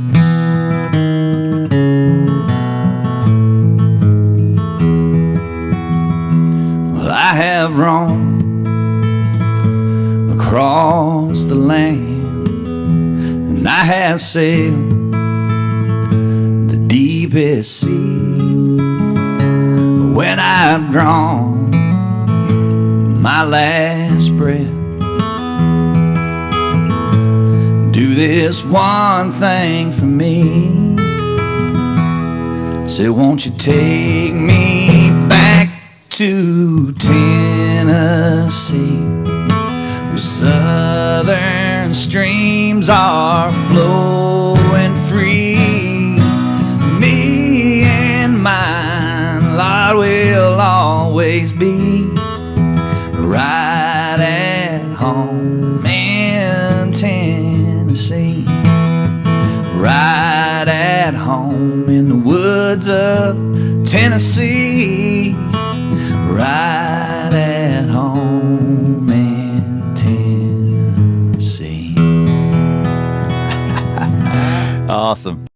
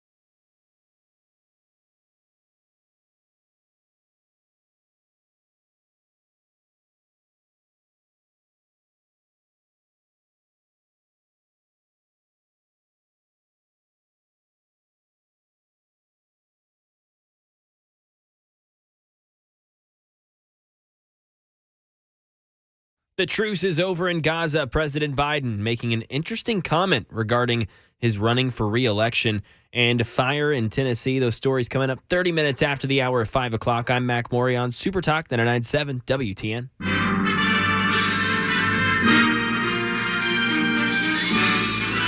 Spanning the globe to bring you the constant variety of sport, the thrill of victory, and the agony of defeat. It's time for a fan favorite here on Super Talk 99.7. It's Mac Maury's Wide World of Sports. Now here's the host of your program, the incomparable Mac Maury. Oh, yeah. How about that? Yeah. Woo. Hello. Happy Tuesday. Yep. I noticed again. I'm gonna repeat if you missed it earlier. Yesterday, Mac and Chris were both gone. I mean, they just couldn't take the losses that they suffered over the weekend with their various sports teams. Yeah. I mean, Alabama romped all over the Georgia Bulldogs. Romped all over. You didn't watch any of that game. No, I did. No, I watched the game. Actually, I did watch the game. It was a pretty good game. And then of course, we all know Mac is a fan of the Kansas City team, and they lost. And I watched the Titans game, and they lost. So none of us had, but I showed up for work on Monday. You other two guys were apparently in mourning, is all I can say.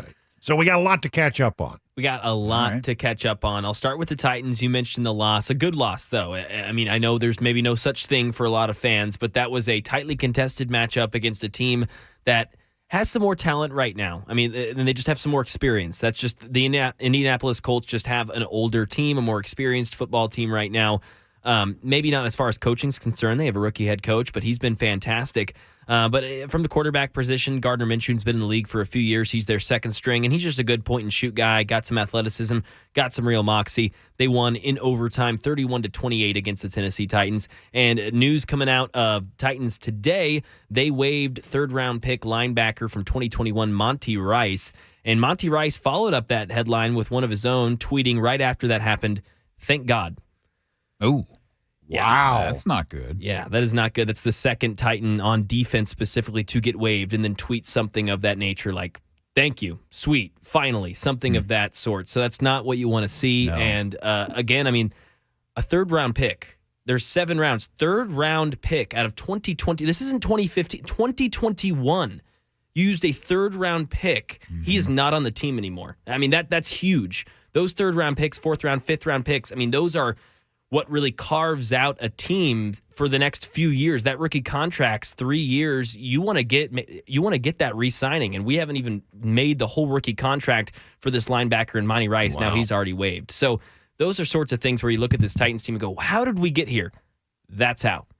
Drafting, the inability to land talent, and not just first-round talent because they're missing on those, but third, fourth, those have to be hits. So that's something to look forward to for this upcoming draft and this new general manager, Rand Carthon, to really land some of these things. And it's not just the first round where everyone's going to be talking about, quarterbacks, wide receivers, all those fun stuff. It's linemen in the third round. It's linebackers. It's defensive backs. You've got to really get the meat of that roster. And then, Weber, I'll let you take it in the last minute we have. I mean, what a crazy game. Georgia-Bama, we talked about it on Friday. Yeah. It's a matchup that we all talked about all year, and it lived up to it, but not the outcome that you or, frankly, me wanted. Yeah, I think a lot of people expected it to go the other way. Oh, yeah. I mean, absolutely. Georgia #1 all year. The Alabama didn't play well early in the season.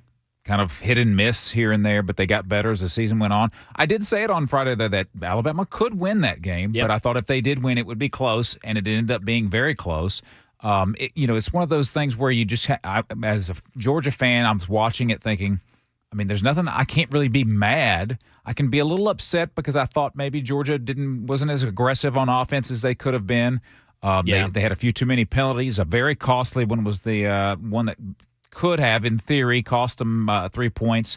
They had one on a field goal attempt that backed them up kind of out of field goal range for the young kicker. Killer. And you think the final score was 3 points. I mean, that could have been a tie ball game at the end there instead of an Alabama victory had they made that field goal that they ended up missing because of the penalty. But Alabama played a fantastic game. It was just one of those things where they did everything they had to do to win, and Georgia just didn't, unfortunately. Saban. You got to give him credit. Yeah, I mean, no Saban's doubt. I mean, he's got all those rings for a reason. It didn't happen by accident, that's for sure. Yeah, that's right. No, he's so good. And you look at Bill Belichick on the other side, who's kind of been like, they've always been compared, two GOAT coaches in college pro. Bill Belichick kind of trending down. Nick Saban, consistent, just still there, winning. When it counts. Yeah, when it matters, exactly. That's right. All right, we'll leave it there. It's now 31 minutes past the hour. Time for the news on Super Talk.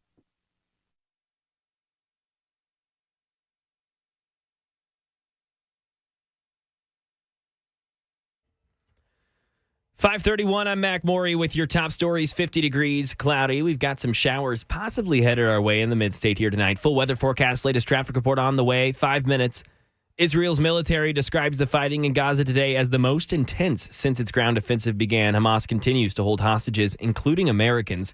In a state like Qatara in Tel Aviv says there's not much prospect of more talks at this point. The U.S. has been urging both sides to get back to the negotiating table to potentially restart this temporary truce. But so far, it's not looking good. We know that today Arab leaders are meeting in Doha. They're going to be, we're talking about Bahrain, the UAE, Saudi Arabia are going to be there to talk about the situation in Gaza. So we'll see if anything comes out of that. Israeli Prime Minister Benjamin Netanyahu did meet with hostage families today. There are reports in Israeli media that he told the families that at this point it seems unlikely that all of them will get out alive.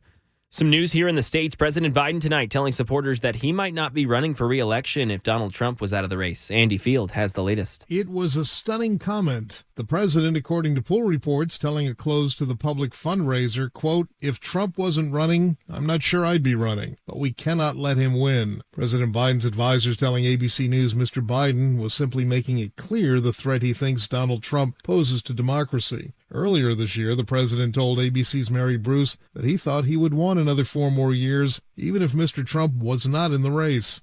In a fire in Tennessee, vehicles, toys, non-perishable food, all destroyed in a fire last night at a Coffee County Rescue Squad building. Multiple fire departments responded to the flames. A cause still trying to be determined. Investigators are thinking that it could be due to a battery exploding.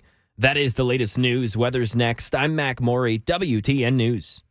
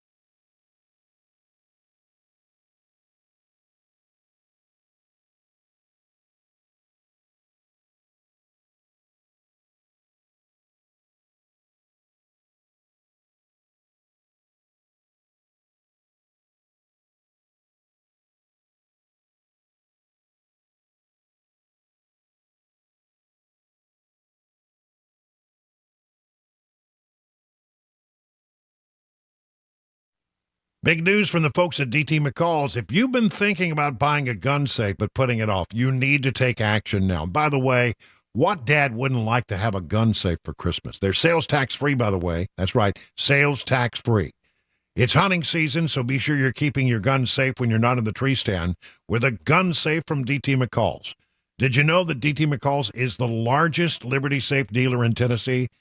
It has something to do with their policy on delivery and setup. Others charge $500 at least for delivery and setup of the big models and $300 for the smaller models. DT McCall & Sons delivers every safe free, every time period, never a setup charge. Security is also important these days, and gun safes, they can be used for guns, but also for valuables. Cash, jewelry, important documents, wills, deeds, car titles, whatever you need to keep safe from theft or fire. So save some big bucks now on your gun safe when you shop at your local DT McCall's. Go to dtmccalls.com for locations and information.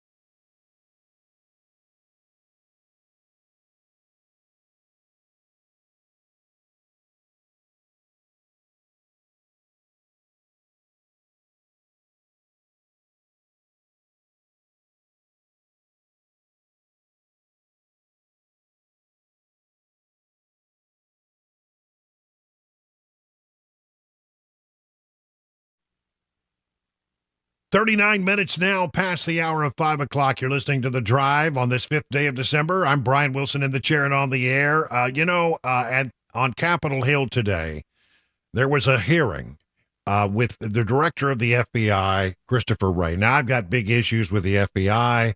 I don't think they have any interest in conducting the Biden investigation at all. It seems as if that the FBI and the Justice Department are in the tank for any Democrat. If they won't go after a Democrat. If you got a D after your name, they're not even interested in looking at anything you might have done. But if you got an R after your name, then they're going to come after you. And I got real issues with that. And I think there's a systematic and systemic problem within the FBI that needs to be corrected. We need another church commission is what we need. And if you don't know that reference, look it up sometime. After Hoover died, there was a church commission. And J. Edgar Hoover was a man who, he played politics, and there was little doubt about it. Kept a file on everybody in town. And after he left, there was a desire to look at the FBI, and they had something called the Church Commission. Frank Church led it.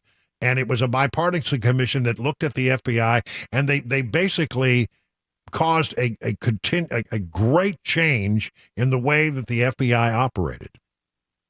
It was that way for many, many years. But now it seems that the days of the FBI becoming political are a big problem. Today, Christopher Wray on the Hill said something that I actually do agree with, though. I think he's right about this, and the fact that he is willing to say this in a public forum says he believes that there could be an attack against the homeland, that maybe something is even imminent. I hope that's not the case, but here's what he said. From FoxNews.com, FBI Director Christopher Wray testified Tuesday that the terror threat facing the United States has reached unprecedented levels after the October 7th attack on Israel. Senator Lindsey Graham asked Wray to describe the current threat matrix facing the United States at a Senate Judiciary Committee hearing. Listen carefully to what he said. What I'd say is that is unique about the environment we're in right now in my career is that while there may have been many times over the years where individual threats could have been higher here or there, where they might be right now, I've never seen a time where all the threats, or so many of the threats, are all elevated at exactly the same time. Graham then jumped in. So blinking red light analogy about 9/11, all the lights were blinking red before 9/11 apparently. Obviously, we missed it. Would you say there's multiple blinking red lights out there now? Ray's answer, listen carefully, it sends chills down my spine. I see blinking red lights everywhere. And then Graham asked him about, well, what about the border? I mean, given the fact that our border is so insecure and we know that people have tried to come across, where are we on that? How do you feel about that? Are you concerned that international terrorism threats to the homeland are rising as the border continues to be broken? I am concerned that we are in an elevated threat environment, a heightened threat environment from foreign terrorist organizations for a whole host of reasons. And obviously their ability to exploit any port of entry, including our southwest border, is a source of concern. There's a lot of discussion about numbers, and numbers are important, but let's not forget that it didn't take a big number of people on 9/11 to kill 3,000 people. So while numbers are important, numbers don't tell the whole story. And we have seen an increase in so-called KSTs, known as suspected terrorists, attempting to cross, over the last 5 years. Well, that's right. I mean, and what about the 1.8 million people that came across the border that we don't know anything about? The so-called gotaways who did their best to avoid law enforcement. Why are they avoiding law enforcement? Most of these people want to come in contact with law enforcement because they know they're going to get their little piece of paper and they're going to be admitted into the United States and they're going to go on their merry way. But he says, look, are there people coming across the border? Yeah, I think so. He's also concerned about so many other things. He talks about Hamas, perhaps doing something, a lone wolf attack is something that could be a problem. Iran, he says, is a bad actor in the world stage, and they've already tried to carry out attacks inside the United States. I have heard some of this. So Iran, which is, of course, the world's biggest state sponsor of terrorism, let's start there. Iran, just in the last couple of years, if you want to bring it home here to the homeland, in the last couple of years, Iran has tried to assassinate a former U.S. national security advisor on U.S. soil. Wow. Has tried to kidnap and then try to kill a journalist, American journalist and human rights activist, right smack in the middle of New York City, has conducted a cyber attack on a children's hospital in New England, and for extra credit, as Director Ratcliffe and I announced in the fall of 2020, tried to interfere in the last presidential elections. That's right. Our enemies on the world stage and terrorist organizations around the world are taking advantage of what's going on the southern border. I mean, I'm looking at a picture right now, a story that broke late this afternoon from the Post-Millennial, where they have a picture of 168 Chinese illegal immigrants crossing between border points in California. Every single person in this picture is an Asian male, young Asian male. They're all, it's like they just got off the plane. They're all carrying, not backpacks, they got roller bags. They got suitcases. They're looking like they're, just got off a bus. And they're going to be allowed to go into America. We don't know really who these people are. Why would 168 young men want to come to America right now? Maybe they got family, maybe they got extended family that's in California, or maybe, just maybe, our enemies on the world stage are sending people in to come into the country, disappear into the fabric of America, and wait for further orders. But that Ray says the lights are blinking red. And remember, 9/11 was carried out by 12 people with box cutters. It doesn't take a lot of people to cause mayhem. And we got 1.8 million people who've come into this country we don't know squat about. We don't know who they are. We don't know where they went. We don't know what they're up to. But I have a feeling a lot of it is no good. You also have to understand why Christopher Wray is raising this in a public hearing. It's a game that's played in Washington and other places as well. It's called CYA, cover your butt. Well, that would be CYB, but you get what I'm saying. Cover your you-know-what. Because if you say in a public hearing, I am concerned, and yes, we've got a problem, you can't be accused of not being aware of the problem should something happen. He's raised the flare. He shot off the flare. He's raised the alert level, and he says, look, all the lights are blinking red. I hope I'm wrong. I hope that the FBI, who have good men and women on the front lines, I'm real worried about their leadership, but they got good men and women on the front lines, I feel pretty sure. I hope that they're able to stay one step ahead of anybody who would want to create mayhem or an attack against the homeland. But it was often said in the wake of 9/11, and I've covered 9/11. Trust me, I know what I'm talking about here. The terrorists only have to get lucky once. The law enforcement and the intelligence community has to get lucky every time. At some point, when there are so many people coming to this country that may well have our, a desire to do harm to the homeland, it would seem to me that, we are really in a very dangerous time. I hope the FBI can keep up with it, but you know what? Sometimes the number games just overwhelms the FBI. 1.8 million people versus the FBI. It's maddening, just absolutely maddening. Federal agents, according to the Daily Caller, say that they are stuck doing babysitting. Homeland Security investigation agents and air marshals who should be out there, protecting us as we fly across the country, are helping the Border Patrol handled the latest surge in illegal immigration in Arizona's Tucson sector of the southern border instead of stopping crime, multiple federal officials told the Daily Caller News Foundation. A migrant surge in the Tucson sector has overwhelmed Border Patrol agents who have seen the cancellation of training exercises, a checkpoint closure, a port of entry closure, and the temporary shutdown of some social media, according to internal agency communications recently obtained by the Daily Caller News Foundation. Air marshals and HSI agents have been helping pick up the slack that Border Patrol can't address due to the surge and lack of resources.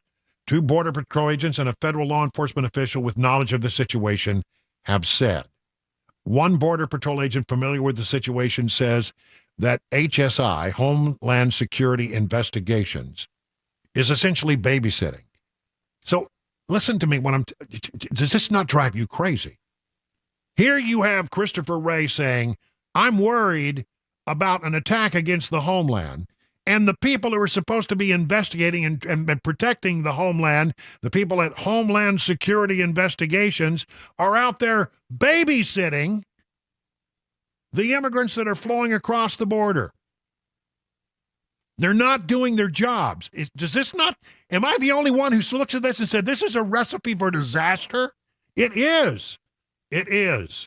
And we're gonna rue the day that we allowed this to go on for so long. I will say in closing that that your House of Representatives, Republicans in the House, Republicans in the Senate, are saying now to Joe Biden, you're not getting a penny more for Ukraine until we fix this border problem.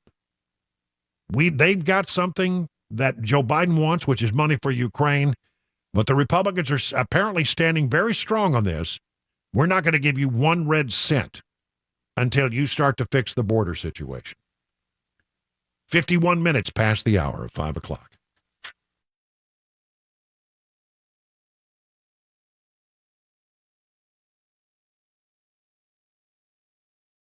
At Genesis Diamonds, they're rolling back prices and finance rates so you can get headliner gifts for this Christmas. Maybe it's that pair of diamond earrings or that new designer fashion bracelet or that dazzling 2-carat diamond ring. It's all more affordable because at Genesis, they've got special pricing across the board and 0% interest financing for 5 years. So you can get that $3,000 diamond pendant and pay just $50 a month. Or that $6,000 eternity band for just $100 a month. Everything's included in this amazing holiday offer. All GIA certified natural diamonds, all lab-grown diamonds, even our luxury pre-owned Rolex watches. Imagine that $15,000 Rolex for just $250 a month. You can even finance the sales tax. Don't let talk of rising prices and high interest rates dampen your holiday spirit. At Genesis, they are lowering prices and taking interest rates down to 0. Get that amazing gift they deserve and make your money go further this year. Merry Christmas from Genesis Diamonds. 2 locations, Green Hills and Cool Springs, on approved credit only. Hi, I'm Paul Winkler. I've been teaching investing on Nashville airwaves for over 20 years with the Investor Coaching Show. And in that time, I taught a lot about how markets work and how we invest money and academic principles of investing money. But I've also talked an awful lot about how to avoid the mistakes that people often make with their money. Think about it. A lot of people sold out of the market at the worst time when COVID struck, or when TARP happened, the Troubled Asset Relief Program, or gold, they invested in that at the worst time. Bailing out of the market because they were worried about Y2K or 9/11 or jumping into energy stocks or jumping into cryptocurrency. One of the things that I like to do is educate investors because I believe that the more educated you are, the more confident you are, and the more confident you are, the more successful you can be as an investor. Now, I not only do that on our radio show, but we do that in our offices around the Nashville region, 10 offices. To learn more about our approach to investing and financial planning, go to paulwinkler.com and set up a free 15-minute phone call. Or you can call 615-851-1950.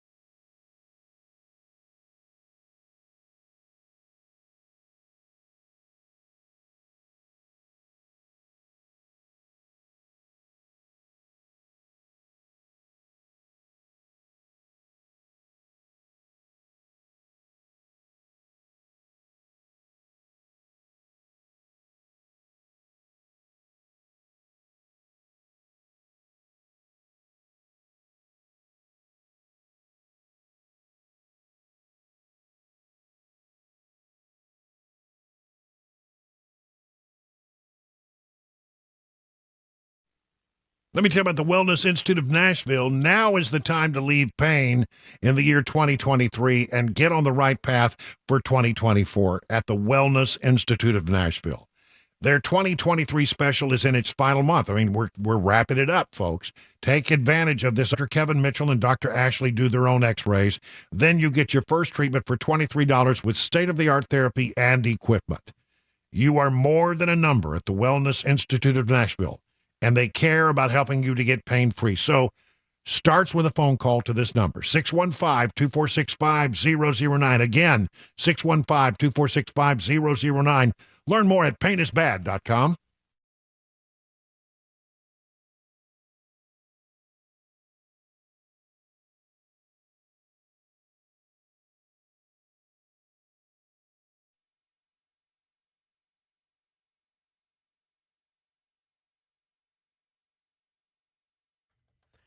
Six o'clock, I'm Mac Maury with your top stories. 47 degrees right now in Nashville. Latest forecast and a traffic report headed your way 5 minutes. President Biden today said Hamas's refusal to release civilian women hostages broke last week's ceasefire with Israel. Andy Field on the president's remarks today in Massachusetts. The president telling a closed campaign fundraiser in Boston he condemns Hamas's physical and sexual violence against women and that terrorist group broke its agreement to release civilian women as part of last week's ceasefire. The president telling re-election supporters Hamas's refusal to release the remaining young women pushed Israel to resume its attacks. Mr. Biden saying he will not stop pushing till every hostage is freed. And the White House has increased its rhetoric, urging Israel to take civilians' lives into account as it enters this phase of fighting in southern Gaza. The White House today, though, acknowledging that it's still too soon to offer an actual comprehensive assessment of the strategy so far in this latest phase. A Covenant Manifesto update. 3 Metro police officers still on paid administrative assignment 1 month after images of the writings left behind the Covenant school mass shooter were leaked. 7 officers originally were placed on admin assignment. 4 of them returned to regular duty just a few weeks ago. Last week, a court of appeals ruled Covenant schools' parents, the church, and the school have the right to be heard in the legal battle on whether those journals should be made public. And a personal plea coming from Ukrainian President Volodymyr Zelensky, speaking virtually to United States senators, urging their approval of more support in the war against Russia. But Republicans seem unmoved, insisting on changes to a possible border package before they approve any more aid to Ukraine. Jay O'Brien with some details. Republicans, after they got that closed-door briefing from Zelensky today, were asked, is there any way that this Ukraine aid could move forward absent of those immigration changes? Here's what one, James Langford, who's been integral in this process on immigration reform, said. For him to be able to say he's very worried about a Russian invasion that's happening, he has every right to be able to say that and every ability to be able to come and speak to all of us and say this is really serious. We have said for years to this administration, when is the moment we're actually going to deal with our border and with the issues that we're facing here? And that is the latest news. Weather and traffic next. I'm Mac Maury, WTN News.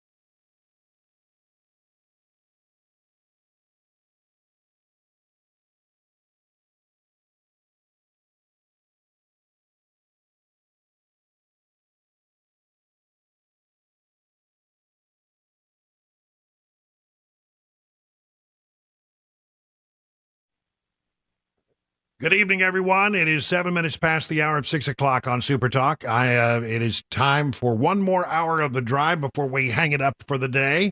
And then we allow our good friend Mark Levin to take over, and he'll carry on throughout the evening.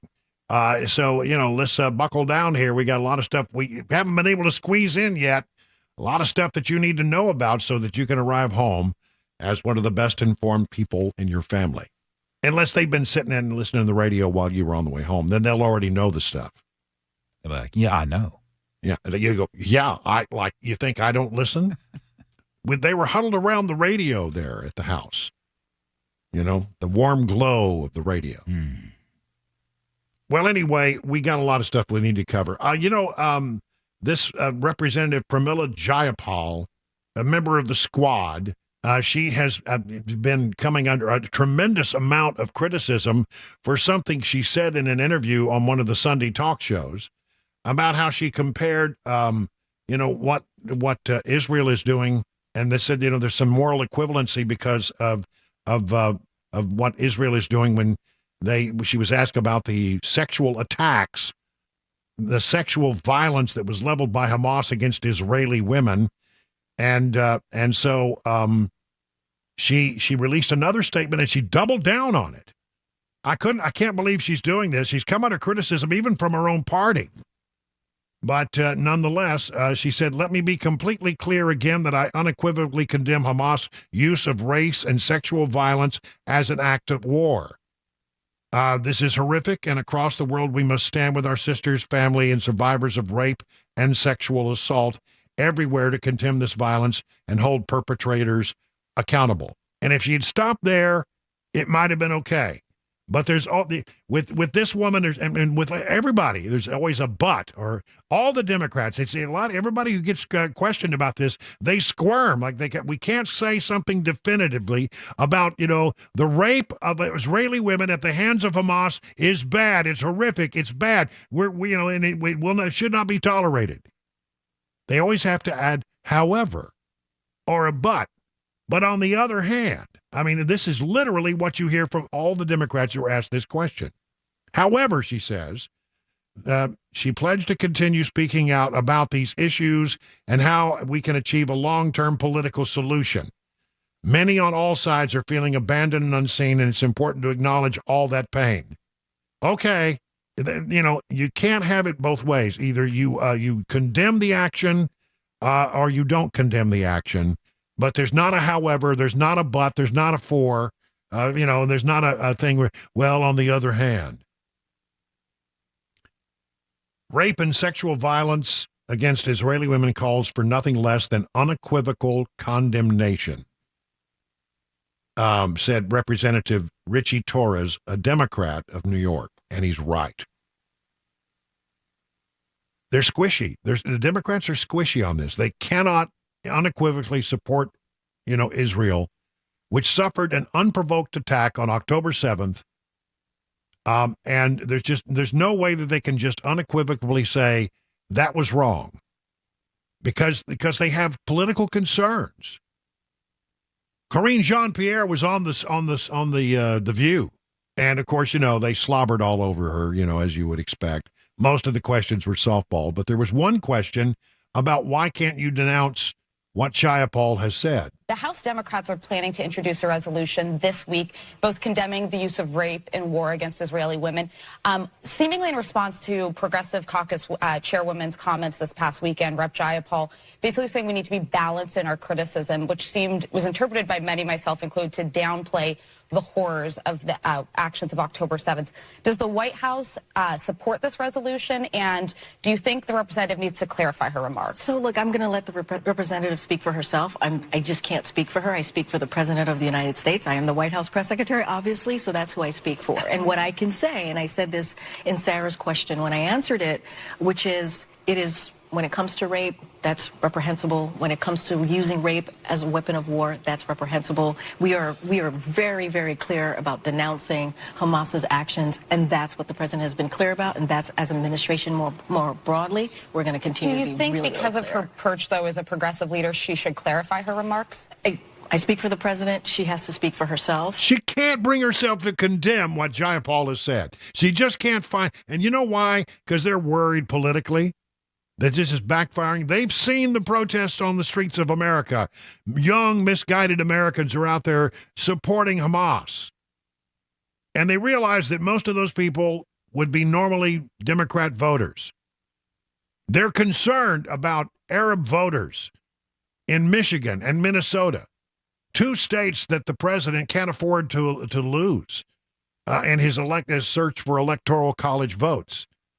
And so they're worried. I mean, politically, they really feel like this is going to bite us on the bottom, but they can't morally do the right thing out of concern for politics. Oh, you think I'm overstating it? Listen to this. 105 Democrats voted no or present on a resolution that declared anti-Zionism is anti-Semitism. Many took issue with the idea, pointing out that some Jews are anti-Zionist themselves. Well, Representative Jerry Nadler, the most senior Jewish House member lawmaker, said the resolution was factually wrong. I don't know about that. Seems like it's a pretty easy call. 105 Democrats on Tuesday declined to vote for a resolution. The final vote was 311 to 14, with 13 Democrats and 1 Republican voting against the resolution. 92 Democrats voting present on the resolution. Most of the caucus ultimately did not support it. They can't bring themselves to condemn what should be condemnable. It's troubling. But it's all about politics. I mean, you have to understand that between now and the election, we're in the silly season up on Capitol Hill, in Washington as a whole. Every single thing that happens at the White House, at Capitol Hill, at the various bureaus around town, every single thing that happens, you have to view through the prism of the coming election. You have to look at it that way, because everything that happens, there's a political element to it. It's happening for a reason. And right now, Democrats are squirming. I mean, I think that in their hearts, they want to support Israel, but they understand politically that could be a very bad thing. It could cost me my reelection, which is, of course, what they care about more than anything else out there. I mean, it seems like to me, if I had a choice, I mean, I'd like to think that I had the principles. I'm sorry. I know, naive of me to think there are principles in Washington, D.C., but I'd like to think that if I were an elected leader, that I would have the principles to say using rape as a weapon of war is a bad thing, period. And if it costs me my job, then so be it. But you have to condemn that which is condemnable. And the Democrats just are pulling their punch. They're squishy about their support for Israel. And you know what? The bottom line here is they're trying to have it both ways. They don't want to lose the Jewish support that has always been there in Democrat circles. And by being squishy, they'll lose some of that. If they come down, too strongly in support of Israel, they'll lose those young people on the streets and those voters in Michigan and Minnesota. I mean, Michigan, the president of the United States is in real trouble in Michigan right now. Because there are a lot of people who that's got the largest contingent of Arab Americans in the country is in Michigan. Strangely enough, I don't know why. If I were an Arab American, I would come into this country. I wouldn't settle in Michigan.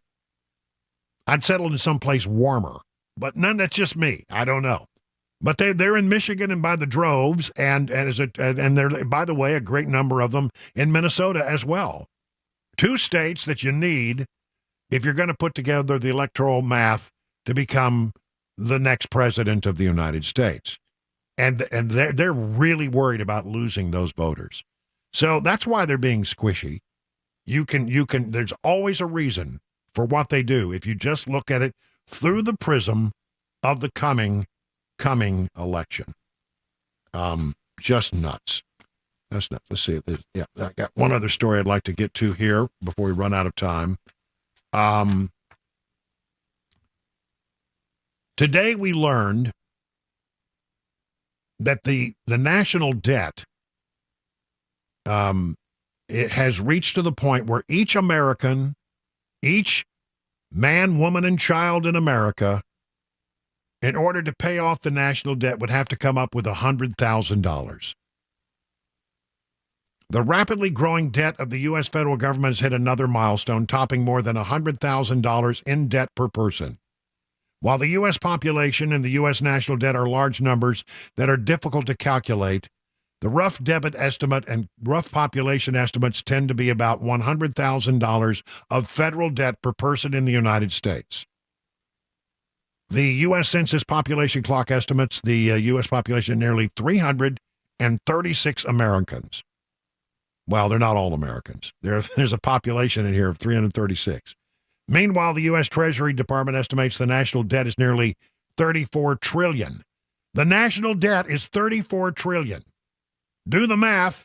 It comes out to roughly $100,000 that to settle our debt, the government's debt. Each of us would have to come up with $100,000. Quite frankly, I don't have it. Chris, do you have $100,000 laying around? I'll have to check my my register here, my checkbook. I don't think so. No. No, you don't. No, I don't know many people who got $100,000 laying around. Concern about the rising debt has grown along with the debt and recent international credit downgrades.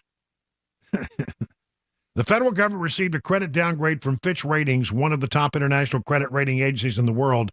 They went from AAA to AA+. We used to have pretty good credit. Now we don't. Moody's, one of the other top 3 credit rating groups, announced last week that it was lowering its evaluation of the U.S. credit from stable to negative. Trust funds for Medicare, Social Security, and highways are facing insolvency within a decade as the federal government borrows billions of dollars per day. Borrowing billions of dollars. We have a problem. We spend money like drunken sailors, except that that's an insult to drunken sailors. Despite these red flags, federal deficit spending, which has been elevated since the COVID-19 pandemic, congressional spending shows little sign of slowing down. Deficits spiked during the pandemic, and while they have decreased from their COVID-era peaks, they still remain higher than before the pandemic. Let's just keep borrowing money from China. Got a bad jobs report today. Hot labor market, it's the silliest thing, but it's the way it works, that in order to fix the economy, you have to go through some pain and suffering. And it comes basically when people start losing their jobs. You keep raising interest rates, you run people out of the job market, and then eventually the economy cools and they can lower interest rates. So if you don't, the big problem is inflation, and to fight inflation, you have to raise interest rates, and when you raise interest rates enough, people start to lose their jobs. Hot labor market that underpinned a surprisingly strong economy showing signs of cooling, an indication that growth could ease in 2024. That's the bad news. The good news is if the economy cools, they won't raise interest rates any higher, and over time, perhaps, they can bring the interest rates back down below where they are now. That's the good news. The bad news is nobody will be able to get loans because they've all lost their jobs. I mean, in every bit of bad news, there's a glimmer of good news, but not much in this one. 20 minutes, make it 21 minutes past the hour of 6 o'clock.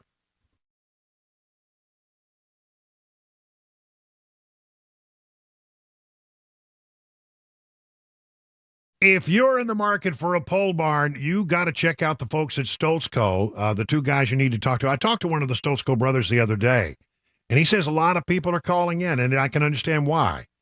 The exceptional quality, craftsmanship, fair prices. They can build you a new pole barn to your specifications with your needs in mind. That's the Stoltz Co. difference. You can use pole barns for all kinds of things. It can function as a classic tool and work barn, a garage, or even a place to live. Flexibility is the key. They combine the classic post-frame barn look with the reliability of modern materials and techniques to give you a finished barn that will stand the test of time. They don't scrimp on quality. They don't cut corners. They believe their customers deserve only the best. So here's what you do. Go to stoltzco.com. Let me spell that for you. Stoltzco. Stoltzco. Go there. Take a look at some of the examples of things they've done for other people, and I think you're going to realize very quickly this isn't your grandpappy's pole barn. Then give them a call, 615-622-5992. Stoltzco, where quality workmanship and great customer service is affordable. Learn more at stoltzco.com. That's stoltzco.com.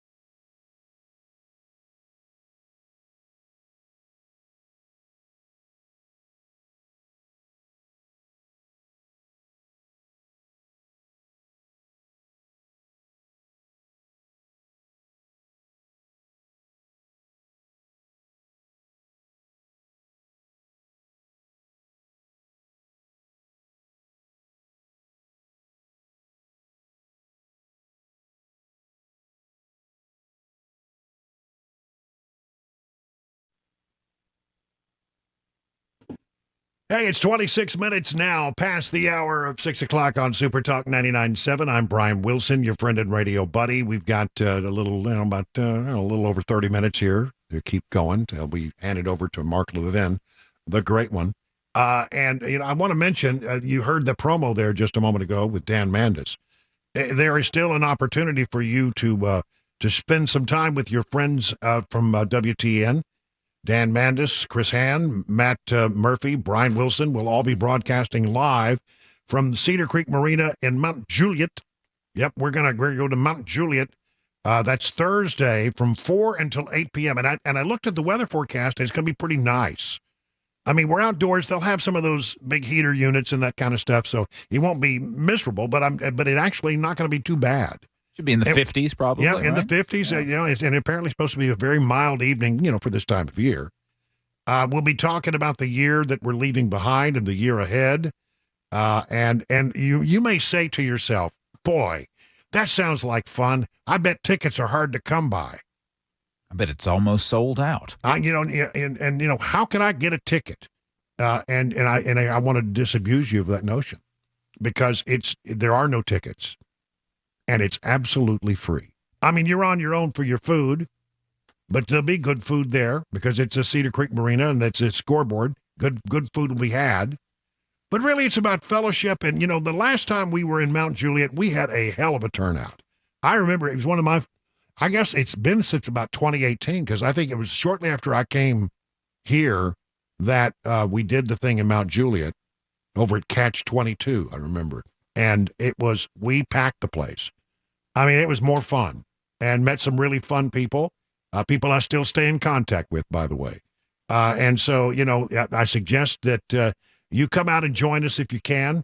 I think it'll be one of the top events of Wilson County social season, probably. Wow. I know. That's pretty big. That's right. Well, it's Wilson County. Doesn't take much. No, I'm teasing. You said it. I live in Wilson County, and I'm kidding. I am a Wilson County advocate. I believe in Wilson County. But we'd love to have you come out. And look, it'd be a lot of fun. And no telling what will happen. That Matt Murphy guy, he's unpredictable. I mean, we sent him out to the toy field today, and he ended up taking over a bike and riding around the stadium. Yeah, had to go to the principal's office. He got in trouble for that one. Yeah. Yeah. But anyway, it'll be a good time. Again, if you want details on this, it's at 997wtn.com. I'm going to start the show on Thursday from Bucolic Watertown at 3, like I always do.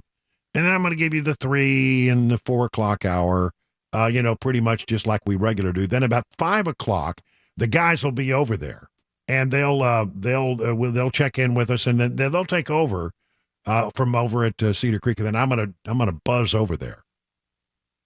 Buzz over. I'm gonna buzz over. Mm-hmm. I've been checking the most efficient routes. I think I can. If I obey the law, it'll be 45 minutes. But we all know that. Well, we all know how Wilson drives. Yeah, I know. If you've seen the Radio Red Rider come flying by you sometime, you know how that goes. But no, we'll have a good time, and I hope to see a lot of you turning out. We really love our time with our listeners. They're great people, and we enjoy getting to know you. We enjoy getting to shake your hand. We love having a time of fellowship with you, and it's just great fun to hang with people who sort of see the world the same way that you do. So please, hope to see you there. No ticket required. No ticket required. Details at 997wtn.com. Time for the news now at 6:30.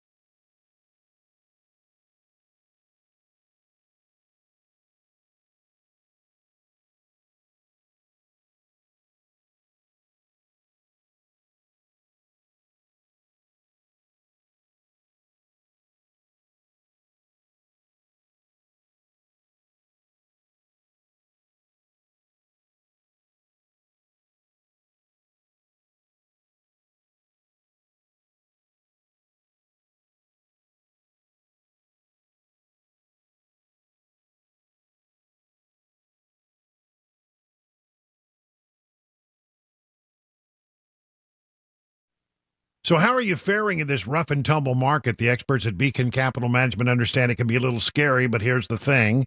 Beacon Capital Management has a plan to help you assess where you are and then make any mid-course corrections that may be needed. Sometimes they're big corrections, sometimes they're minor corrections. But wouldn't it be great to have a second set of eyes, a fresh set of eyes, looking at your plan to make sure you're on the right track? Beacon can provide that reassurance, and it starts with a phone call to this number, 615-488-9303. The experts at Beacon will ask you some questions, gather some information. You have nothing to lose in this except for all the worry that you might have. So get started today by calling 615-488-9303. At the end of the process, you'll be able to rest easy knowing you have a plan that meets all your retirement goals. Replace the worry with confidence that you're on the right path. The experts at Beacon stand ready to take your stress away. Learn more at askbeaconnow.com.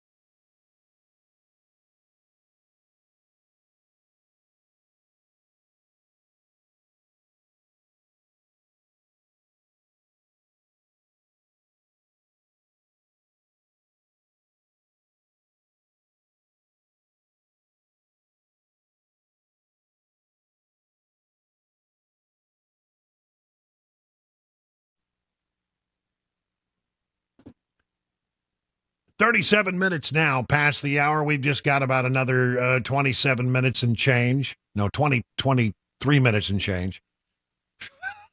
It never fails. You'll get there. I just can't do math. I mean, I should just not even try to do things like that on the fly. You know, yesterday, I have to apologize. If you were listening yesterday about this time, I wasn't making any sense at all. I mean, I just completely just couldn't find words. And I'm blaming it on a 1.25 pound puppy. Oh. Mm-hmm. You know, yeah. I mean, I was doing the midnight. Well, actually, the feedings that I were taking were about 1 and 4 a.m. 1 and 3 a.m. Because you have to feed the puppy every 2 hours, like clockwork. If you don't, the little puppy, little Solo starts squealing, and then Grogu, because here's the little puppy squealing, she starts barking, and you gotta get up and deal with it. But no, I mean you feed the dog every 2 hours, and so most of last week, And through the weekend, I was taking the overnight shift. I was doing the heavy lifting there, and was trying to do that and then also, do radio. And I must tell you that finally yesterday, I just hit the wall. I just hit a wall, and I could not find words. And I told Dawn, I said last night, I said, I've hit the wall. I've got to get a good night's sleep. So she took the overnight feedings last night, and I got about 10 hours of sleep. So again, I apologize. It's not. I don't like to blame it on a puppy, but that's exactly what it is. It's amazing how this little 1.25 pound creature whose eyes are closed and just makes a little squeaking noise now and then can disrupt your entire life. Is what no, I'm loving it. Grogu has been a great mom. I mean, you keep the mama and the baby when they're, I don't know why this is, but with these puppies are so small when they're born. You keep the mom and the puppy separated for a good portion of the day, except at feeding time, because you don't want the mom to roll over on the baby and all of that. So you have to be very careful. So we're a little neurotic about that. And so, so then you take the puppy over to Grogu, and she just rolls over on her back and just, have at it. Buffet's open. 8 spigots, no waiting. And she's been very sweet with the baby. She's been very sweet. So, and people are asking, are you going to keep it? I keep saying that my instinct was no. I probably would not want to keep the puppy. I wanted to have the puppy experience, and believe me, I've had that. I mean, I've had the full-on puppy experience, but my initial instinct is no. I probably won't want to keep the puppy. It's not my decision completely. But Cabana wife keeps looking at me like, you are falling in love with that dog. You are not going to let that dog. And I do love just holding the little puppy on your chest while you're watching TV and just sort of caressing her a little squeak, which is a dangerous thing to do because you never know when the puppy's going to poop. Got to be ready. Now, I got to tell you a story. We became very worried about the puppy yesterday because we keep very close track of this puppy's bowel movements. It makes when does it pee and when did it poop, and you got to keep an eye on that because it's not uncommon for puppies to get a little backed up. It happens. It happens quite commonly. I've come to find out. All right. So like 2 days pass and I haven't noticed any major poops, on the little poop pad that she sleeps on. So I'm going, well, I don't know. Maybe I called the doc and the doc said, yeah, get her in here. Let's take a look at her. So I get her in, I put her in a little box. I put in a nice little towel for her to lay in. I run over real quick to the doc's not far from the house, go over to where the vet is. And I'm waiting. And so, there was other things going on. So mine wasn't high priority. And they finally triaged me in and I get in there and the doc comes in and says, what's the problem? I said, I don't think the baby's pooping. I'm worried about the baby not pooping.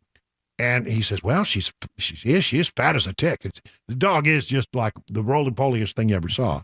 And I said, yeah, I know. It looks very healthy to me. And so he gave me some instructions on what to do and how we're going to approach that. And as I shook the vet's hand and he started to walk out, guess what happened? Mm-hmm. The baby started pooping right there in the box. Yeah. $55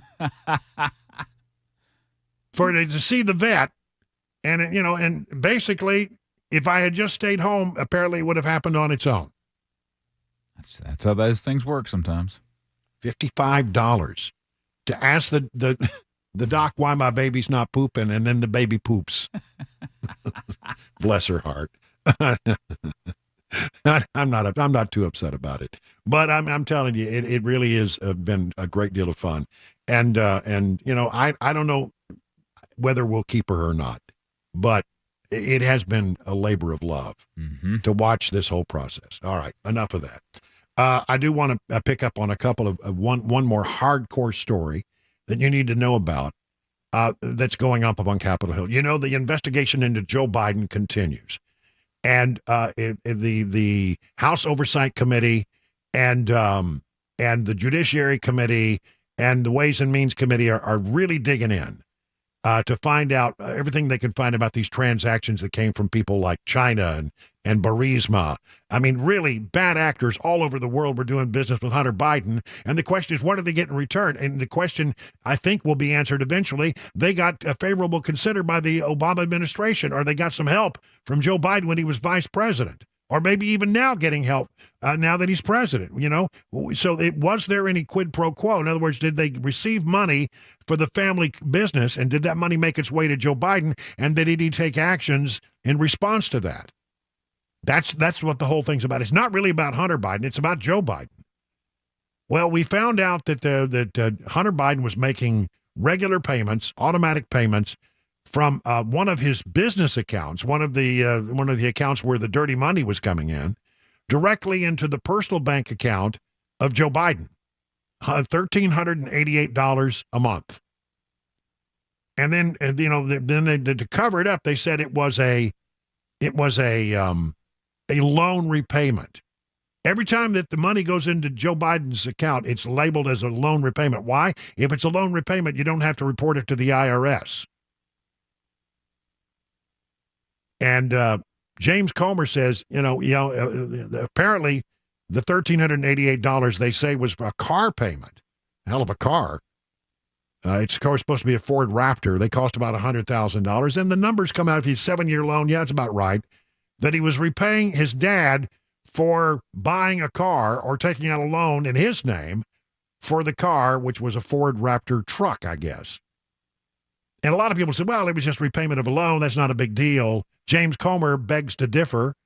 The Kentucky congressman who's conducting this investigation says this is exactly the kind of thing we've been looking for. That's bullcrap. Look, if he wanted to send his money to his son for a truck, then send him money for his truck. But he got paid back from China. So it doesn't matter whether all this money we're showing that's going into Joe Biden's back pocket was a loan or not, which it wasn't. But let's say because the media says it was a loan. He got paid back from the influence peddling scheme. So we've now proven $250,000 that Joe Biden received directly from his family's influence peddling scheme. You can loan people money. If they pay you back, then you benefited directly from the influence peddling scheme, because he could have loaned $250,000 and never been paid back, then he would have lost $250,000. But because he was paid back and we traced the cash, Rob, it came directly from the influence peddling scheme. So this is what the media dared us for months and months and months to prove. They said you have to prove where Joe Biden directly benefited from his family's influence peddling scheme. Here it is. Now, you think about this, Rob, and I'll get through this real quick. If Joe Biden's trying to say, well, he was the great dad. He wanted to help his son out. His son was in a financial pickle, even though that particular month he received about $400,000 in wires from all over the world. But let's just for the story's sake, he needed help, so he helped his son. Well, then he got paid back from China. So it was no skin off Joe Biden's back. When my son needs help or my daughter who's in college needs help, I just give her money. Nobody ever pays me back. But in each instance, he got paid back from the influence peddling scheme. But from the end of 2018 through the time Joe Biden became president, they started changing the way they were operating. Instead of going through the shell companies, they were doing more direct wires to personal accounts. In each instance, from 2018 to 2020, they were saying everything was a loan. That way they didn't have to report it to the IRS. So the Bidens had this great idea. Okay, we'll get the IRS off our back. We'll quit reporting income to the IRS. We'll say everything's a loan. So Joe Biden, the White House is trying to say these last payments we just disclosed today were loans. But because he couldn't get credit to get a truck, are we supposed to believe that China loaned him over $10 million and he didn't have enough credit to get a truck payment, but China would loan him $10 million and expect it to be paid back? I mean, this story doesn't make sense. And the Washington Post and other media outlets should be ashamed for the way they're covering this story. Yeah, they're trying to find excuses for Biden. And they are doing it. It's active. It really is. How is that investigation going? Well, it's still an impeachment inquiry that they're conducting right now. But there will be a formal vote on it. It gives it a bit more credibility and a little more authority. Here is the Speaker of the House, Mike Johnson, talking about that. Judiciary Ways and Means Chairman Comer and Jordan and Smith have done an extraordinary job following the facts on this. Remember, it's Article 1 of the Constitution gives the House the impeachment authority. And I've said at this podium before, next to a declaration of war, impeachment, arguably the heaviest power that the House has. Why? Because it's so serious, it's so important. In the previous couple of years, the House Democrats cheapened impeachment. They used it for partisan political purposes. They went after Donald Trump twice. I served on the impeachment defense team twice. We called those sham impeachments, snap impeachments. They were. What you're seeing right now is exactly the opposite of that. You're seeing a very deliberate investigation uncovering and following the facts, following the truth where it leads. That's what the Constitution requires the House to do. And the House Republicans have done that very methodically. So we have come to this sort of inflection point. Because, Chad, right now the White House is stonewalling that investigation. They're refusing to turn over key witnesses to allow them to testify as they've been subpoenaed. They're refusing to turn over thousands of documents for the National Archives. And the House has no choice, if it's going to follow its constitutional responsibility, to formally adopt an impeachment inquiry on the floor so that when the subpoenas are challenged in court, we'll be at the apex of our constitutional authority. It will be a movement of a vote of the full House, and that will allow us to continue and continue on pace. This vote is not a vote to impeach President Biden. This is a vote to continue the inquiry of impeachment, and that's a necessary constitutional step, and I believe we'll get every vote that we can. They're doing it right, much differently than the Democrats did with Donald Trump. 50 minutes now, past the hour of 6 o'clock.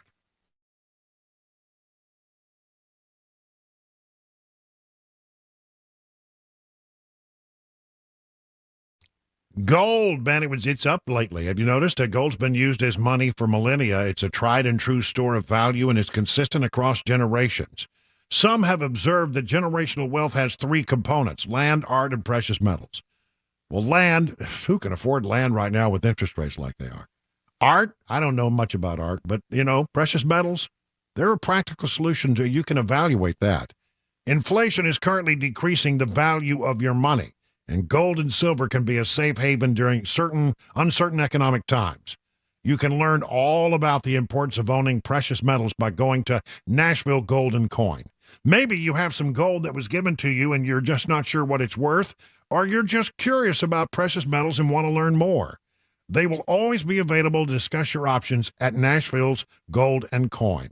That's right. Do what I did. Go to Nashville's real money source, Nashville Gold and Coin, and you can learn more and set up your first appointment at NashvilleGoldandCoin.com.